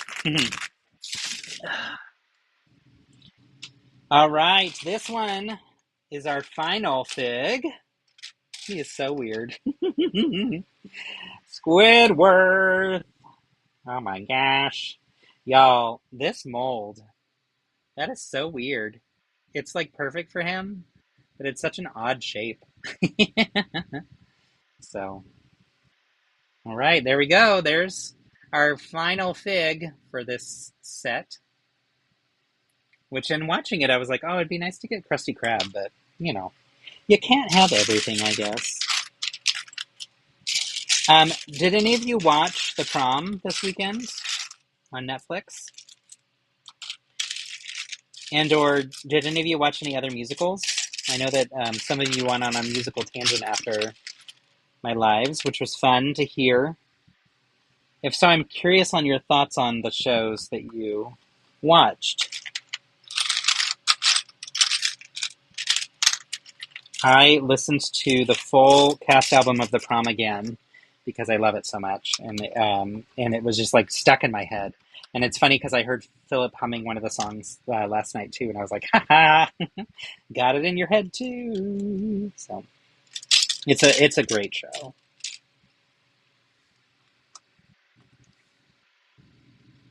My work sent me back in 2015. Nice, that's cool. Yeah, I haven't had a chance to go yet, so I'm very excited. When I worked at NI, we had a location in Toronto, and I was told that I would eventually get to go, and then they closed that location. And so obviously that meant I wasn't going to get to go, and I was super disappointed because that was one of the places I was really looking forward to. Yeah, and I also am not at NI anymore, so that also changes things. But really, the pandemic changed a lot because we stopped traveling for work. It was just like deemed less necessary and too expensive once everything came back, which was a big bummer because that was a huge perk of the job, was getting to explore the world.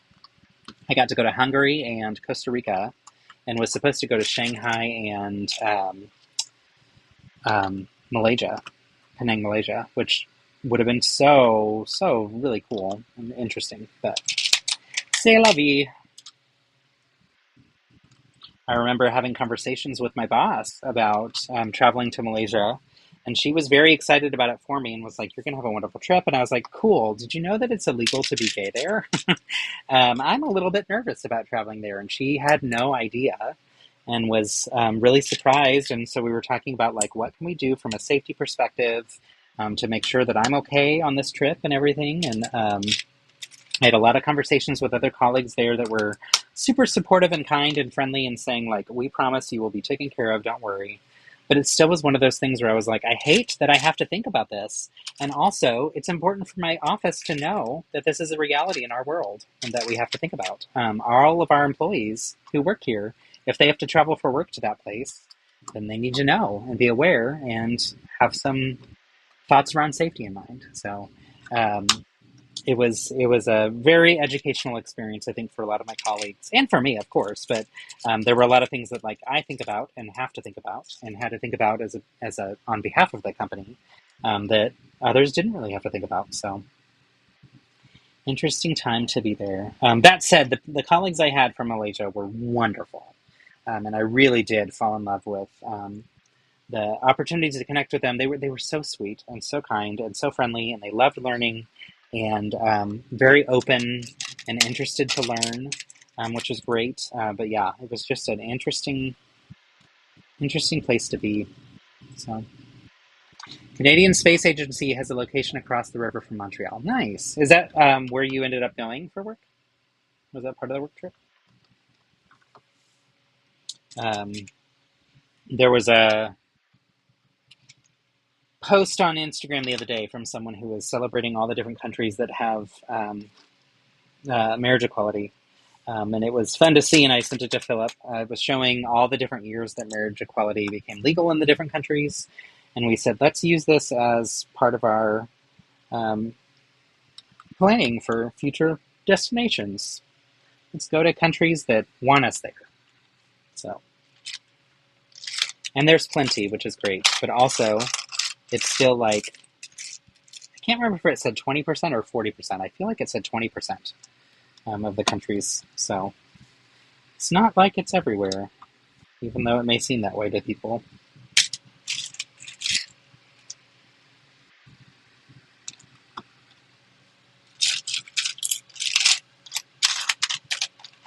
Let's see here. All right, so, oops, that's not the piece I need. I need a green one. Here we go.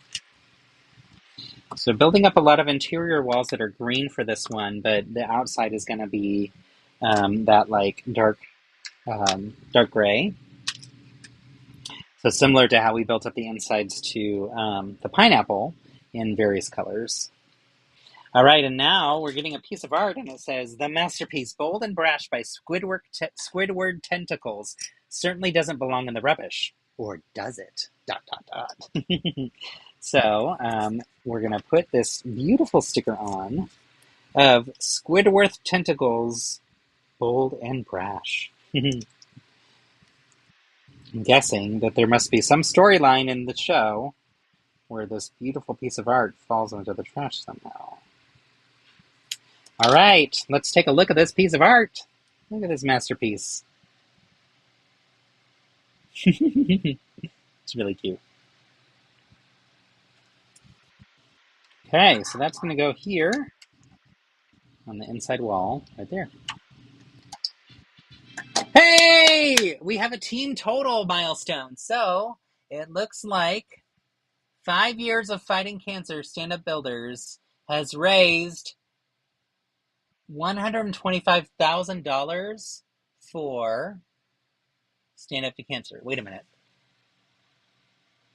Oh, it's saying that we crossed the $125,000. Whoa! Okay, awesome. Yay! That is really cool. That is really cool. Across all of these streams, y'all, $125,000. So if you think about it, like there's about 100 creators, maybe 150. I'm not exactly sure how many that are streaming. But to get to that dollar amount, like that is incredible. Incredible. And I'm so proud of what our community has contributed to that. So thank you again so very much. So cool. I used to work with a team that controlled the robot arm on the ISS. What? That is so cool. The Canadian team that works on the arm is based there, and I got to go there for 2 weeks of training. That is amazing, Brian. That is so cool. I love that so much.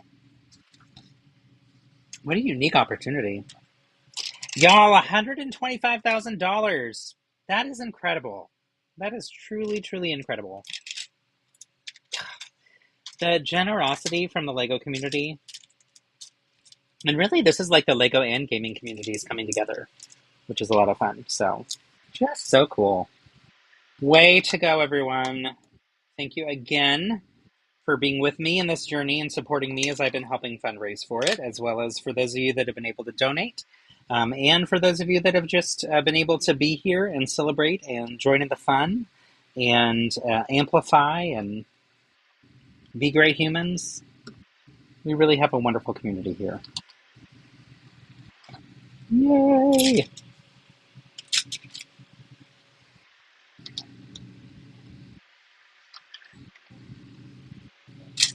All right.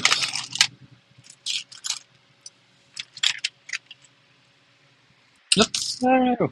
Oh no. So, gotta back this up so you can see more of what I'm doing. All right, so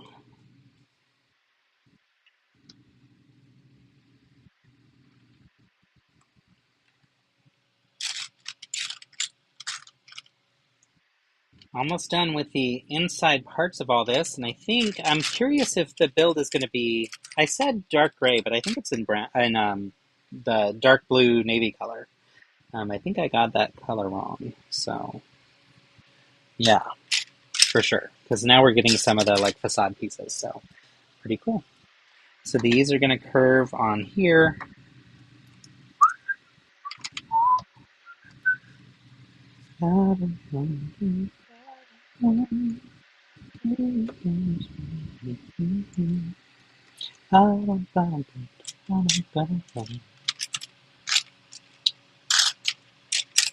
Let's see here. Need one more 1x4? Yeah. Should have one more 1x4 in here. Starting to get to where the bin is full of almost all the same color, which makes it harder to find the pieces. Here we go. So a lot of the rest of this build is going to be this dark color. Okay, there we go. Cool, because I already did those. So, all right.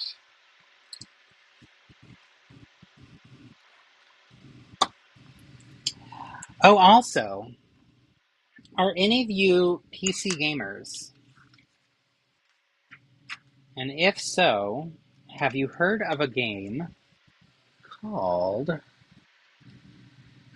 believe it's Frog Squad? Let me look and see.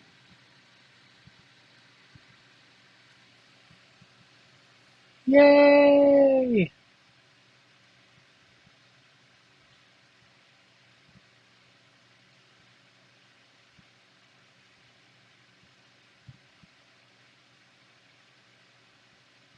Okay, let me double check. Sorry, where is that? Here it is. Okay, I found it. Frog Squad. Okay, yeah, it is a brand new game.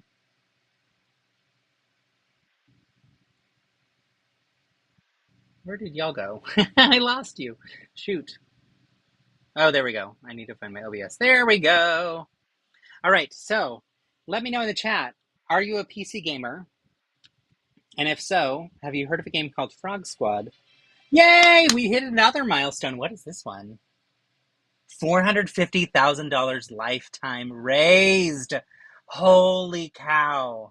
Okay, so we crossed the $125,000 line, which already is remarkable. But lifetime with these streams, it has now hit over $450,000. So the goal this year across all of the streams is to get to $175,000. And the reason for that is that will make us beat $500,000 lifetime given from these streams, which is just wild that I think we're going to make it, which is so cool.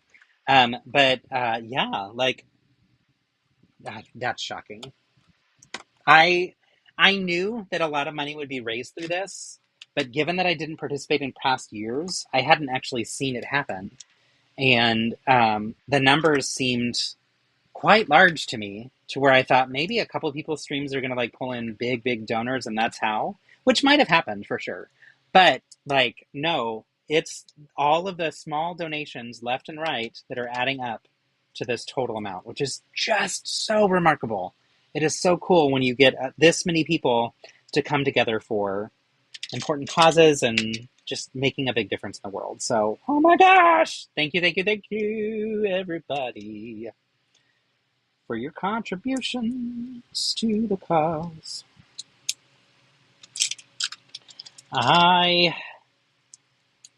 Okay, we're building a door. Another like curved door. You've never heard of that one, but you've got to get ready to go. Yay, thanks, Brian. Good to see you. You do play games on PC, though. Awesome. Well, through Stand Up Builders, I might have some codes for a PC game, and I thought it was something that I would be able to play, and it's not. I mean, I can technically, but like there's a whole bunch of workarounds I have to do because I use an Apple laptop. I have some codes that I'm able to share through giveaways. So I'm going to need to use them and share them. So yeah, I will keep you posted on how.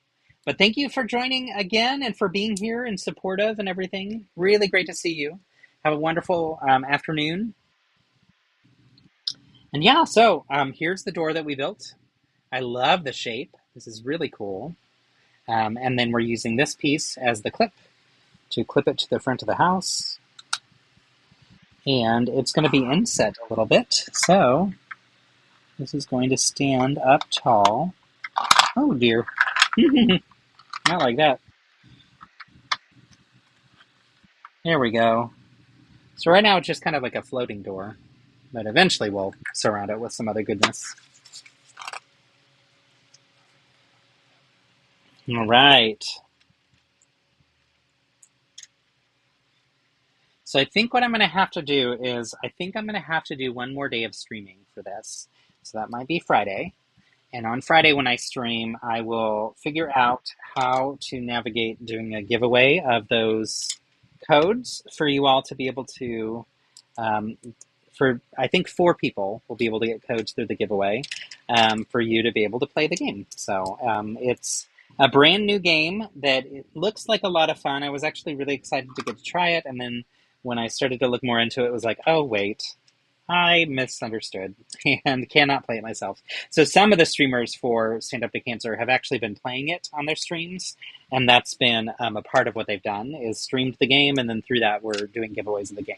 So if you want to check it out, you can check out some of the streams from other streamers who are gamer streamers, and you'll get a chance to see it.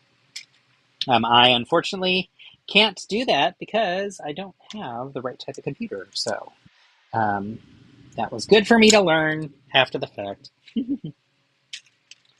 All right, now we're building 2 sidewalls for the structure itself.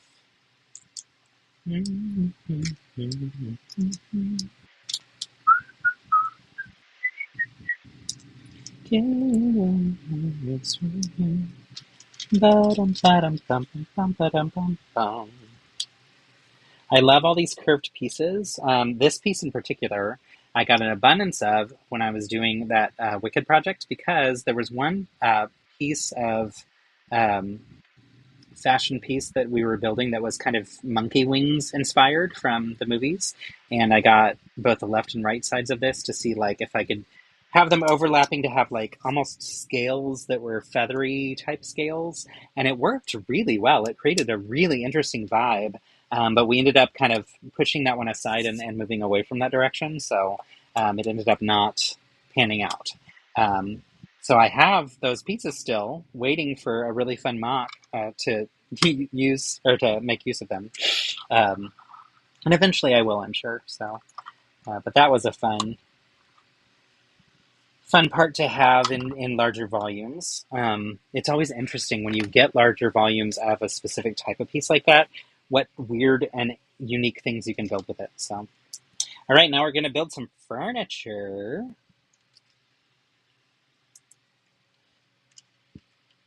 Not to oversimplify, but the scripture does imply that your mom will have to die. How's tomorrow if she's not got any plans? Such a silly show, but a really fun one. Okay, now I need to start thinking about songs from Chicago that I could sing on a future stream, or whenever we hit donation amounts, because yeah, I know Mama's Good to You would be a great one. So that one's up my sleeve for sure. John was teasing, saying that he wanted to pick the song that I got to sing during our Lego Master stream. And he started to jokingly say 9 Inch Nails. And I thought, ooh, you know what would be really fun is to actually have a 9 Inch Nails song ready to go and just completely shock him with it. Okay, and then we have a little plant here. And this little plant there's a little story with it. It says, a Lego minifigure crown becomes a sea anemone when recolored in magenta. Don't forget to water it. Wait a second. So we got it in that color, which is nice. That'll be great for floral, like the inside of a plant and whatever. So, and then it goes in this little pot right here. Cute little pot. That's going to go inside, beside this little chair that I just built. And then we also get this little piece. Where is it? Here we go. This looks like a musical instrument set up for Squidward to play on because we're also going to build a music stand, which has a little song on it. And I want to actually play the song on piano and figure out what it is. Because I always think it's interesting when a Lego piece has music notes on it to see, like, is that an actual song? And usually it is, which is really fun. So.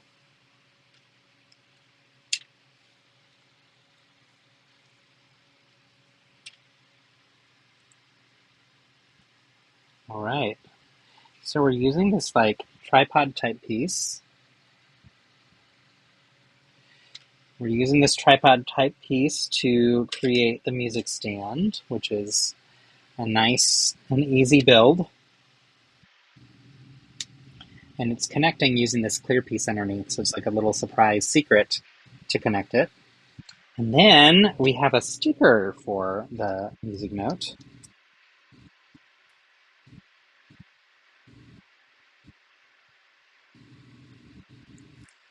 And I'm going to have to figure this song out and let you know what it is. So I do think it's a real song. The actual printed tile, I think it's, I can't remember what song it is, but it might be Beethoven.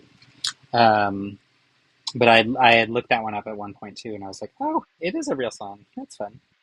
Okay, this is going to go inside.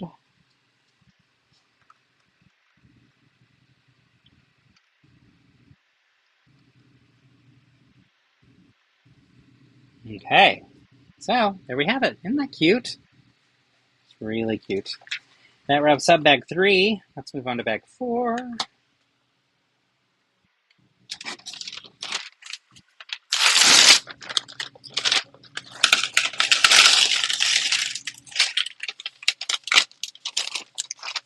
I am glad I did that Technic card off screen because I think it would have been less fun to watch me build, but also it was important to show the really cool techniques of the angles of that pineapple.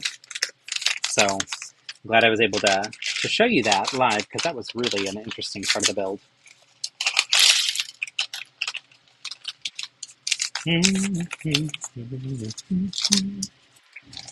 All right.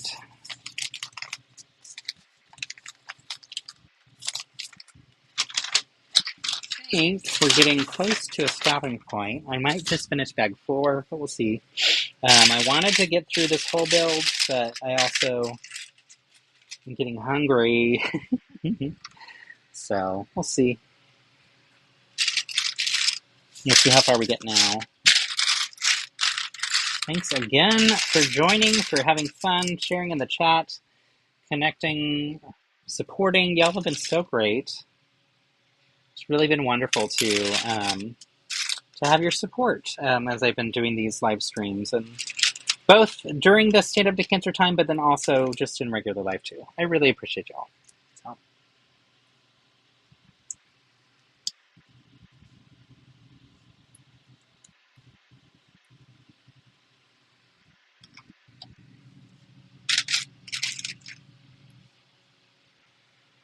All right, so we're starting to get a little bit of an angle here. Let me turn this down a little bit more for y'all to see. So we're getting a little bit of that curved angle at the front using some of these longer, I used to call them cheese graters, but then they made it where it's a solid piece now. So it's like a long cheese wedge, but this one. And we put those on the front of this jumper. No, not jumper, of this bracket. Where's the other one? Where'd you go? Huh. I'm not seeing it in here. Oh, here it is.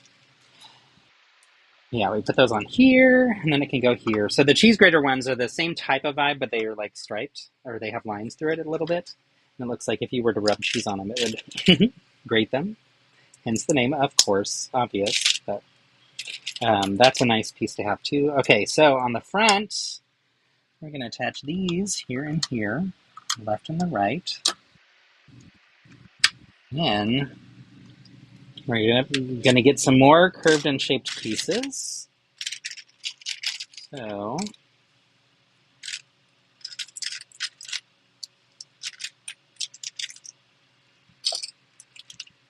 down at the base, we've got this one. It's like kind of flat all the way across, right? So that'll go there, and then just above it will be that one I was just showing you that I got it for the Wicked project. This here, and that one there. So that's creating a nice little slope for the entrance to the door. That's pretty cool. Also, just thinking about how Bart was able to create his own version of a tiki mask in such a beautiful way, like so incredibly cool. And you know who also is really talented at tiki building is Crystal Starr from Lego Masters. She did an incredible trio, or it might have even been 4 tiki masks that she built that were just stunningly beautiful that she brought to Brick Slopes a couple years ago. So that was really fun to get to see her stuff. She will be in Austin for an event this weekend. There's the new Comic-Con called PCX Austin that's coming, and she'll be here, which is fun. It's down at the Fairmont, I believe, so should be a good time. I like that they're including some LEGO creators and that she's doing some fun games with kids and stuff there. So I think in the future it'd be fun to be involved, but don't really have the bandwidth to be able to do that this year. All right, now we're making a little bed for Squidward. Y'all, this has been so fun, and I really, really appreciate everybody's participation and support and kindness as we've been raising funds and awareness for Stand Up to Cancer. I cannot believe, and I'm so grateful that we hit our second goal today during the stream. So thank you again for the donations, for those of you that shared some funds today. That was really, really cool to hit those extra milestones, and I love that it just pushed us even further down our path to expanding the goal. So it moved our goal up one more time from what was $500 to $750, and then as of today, moved it from $750 up to $1,000, which is so cool. I really, really love our community, and I'm so grateful for y'all.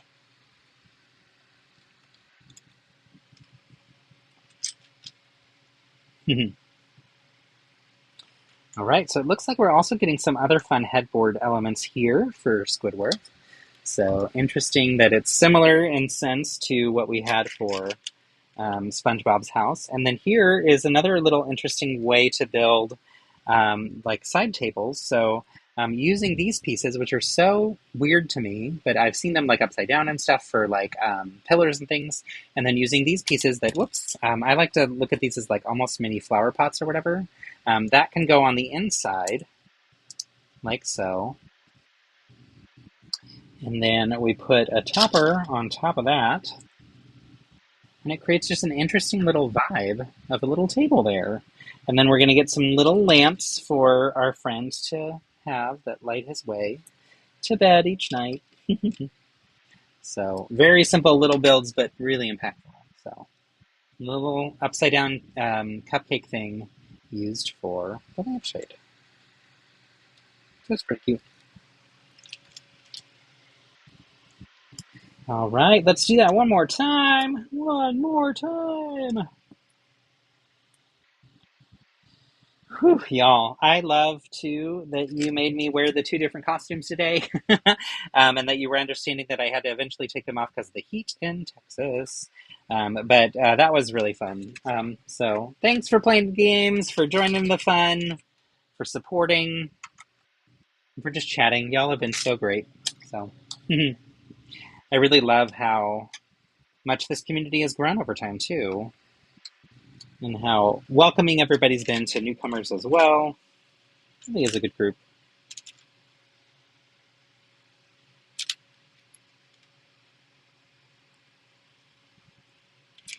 All right, so the last bits of bedposts going on here. And then we're going to build the top portion. That this is an interesting, almost like hut type style. So yeah. And there's a little note in the instructions that says Lego cupcake elements become lampshades when connected upside down, which we already knew, of course, because we just talked about it. So let's see. Whoops. So now we're using, it's like a grass hut type thing for his bed. It's an interesting little take. Okay. There we go. All right. 1, 2, 3, 4, 5, 6. Gives us the finished bed. And this goes on top of those bedposts. That's really fun. That's cool. Also, that'd be great for like a little tiki hut if you wanted to have like a mini one. I might. So I've been in Lego or in Animal Crossing. I've been building out some of the different parts in Lego, which has been fun. And I think it'd be fun to build like a little Lego tiki hut for them, for my Islanders. So, all right, so now we're building out a side wall. And let's see, am I doing that right? No. Let's go back a little bit more. It's interesting, it has a little bit that sticks out. Whoops, that's wrong. What am I doing here? Okay, that goes there. There we go. I am losing it, y'all. I think I've hit a sleepy moment, for sure. Here we go. That's what I was looking for. Okay, so I think we're going to build out 2 side walls here. And then, yeah, I think once I'm done with this bag, I might call it a night and head to dinner with Philip. So let's see what we get here. And like I said, too, I may return on Friday for a little bit more streaming fun. That would be fun to finish out this set, potentially, if I want to do it then. But also just play some more shenanigans and Lego games. I had said that we were going to do some Lego games today, and I just remember that right now. I have some things that are like in the hopper, ready to go, but forgot to set them up today. So one of them is a word game. Using the, I've done this before. It's actually been a lot of fun to do on stream, but it's a word game using the message board set to facilitate it. And so I think we'll play that one, which will be fun. And we'll also do some drawings for those Frog Squad games. So if anybody's interested in getting a code to be able to play Frog Squad on your PC, join on Friday, and we will have a lot of fun. And more Lego shenanigans, probably some more costume fun, as well as some singing. I'll be singing a little bit more too. Once we hit those next milestones, I'll sing another song for y'all. So I think we are $40 away, is what we said earlier in the stream. So we're pretty close to our next song, which is nice. And maybe that money comes in over after the stream's over too, in which case I would bank the songs for our next stream, just like I did last week. So that's what happened last time. I sang one song on Wednesday, and then we hit the amount for songs right after the stream was over. Someone donated, which was awesome. And so I said, great, I will sing 2 songs towards the start of our stream, and then someone donated enough that I needed to sing 6 songs total, which was amazing and so cool. So appreciated. Okay. Just about wrapped up with this bag.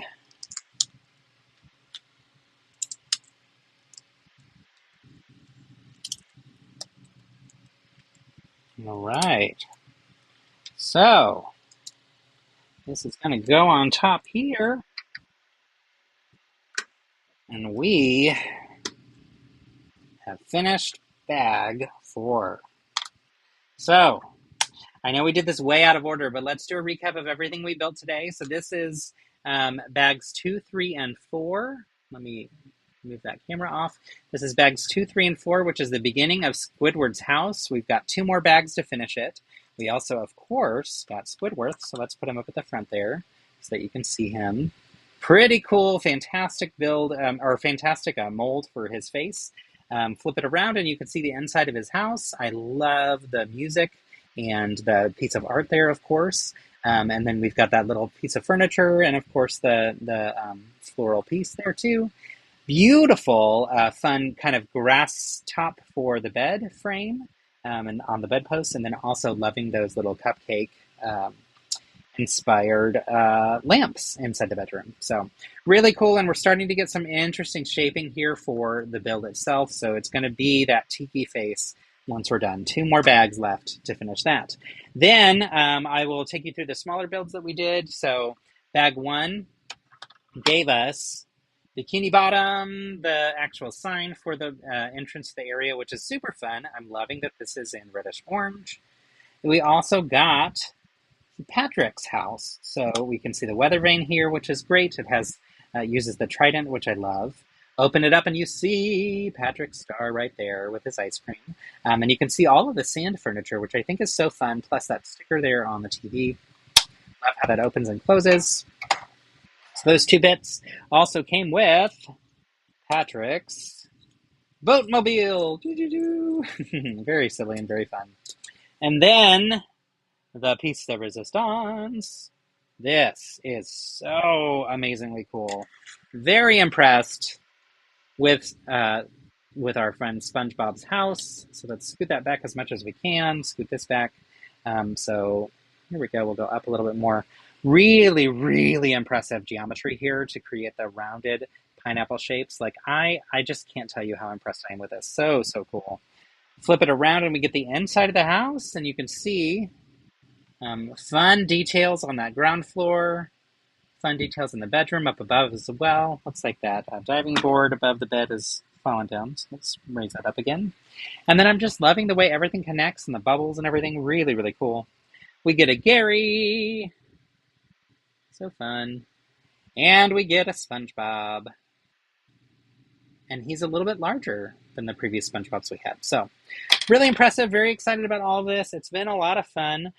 We still have left to build Bag 14, which is the jellyfish area, as well as the bubbles station 2. So I'll build those on the next stream. Hi, Sonia. Thanks for joining. We are just wrapping up today's stream, and I was just kind of walking through all the different things that we built today. But it's been a lot of fun diving into this SpongeBob set. I've got those two left to build, and we have the rest of Squidward's home to build as well. So really excited about how it's all coming together. The shaping is brilliant and beautiful, and I'm very, very happy with this. So tune in again on Friday. I believe it'll be same time, so probably 1:30 p.m. Central Time. The plan is I will have some more costumes that I'll wear based on different donation amounts for Stand Up to Cancer. And I will also be singing more songs based on different donation amounts to Stand Up to Cancer as well. So if you would like to hear me sing, if you would like to put me in a costume and have me do silly shenanigans, come join on Friday. I will also be playing some fun Lego word games with y'all. So I will probably save the rest of this build to finish on Friday so we can talk about all those pieces together and have those fun Lego games as our last stream, most likely, for Stand Up to Cancer. Thank you so much for joining. Thank you, everyone, for your engagement in the chat. Thank you for those who donated today and got me to sing a song and wear 2 silly costumes for y'all. So much fun. Had a wonderful time. Really enjoyed this SpongeBob build, more than I was expecting, which is pretty cool. And yeah, looking forward to seeing you again on Friday. Build kindness.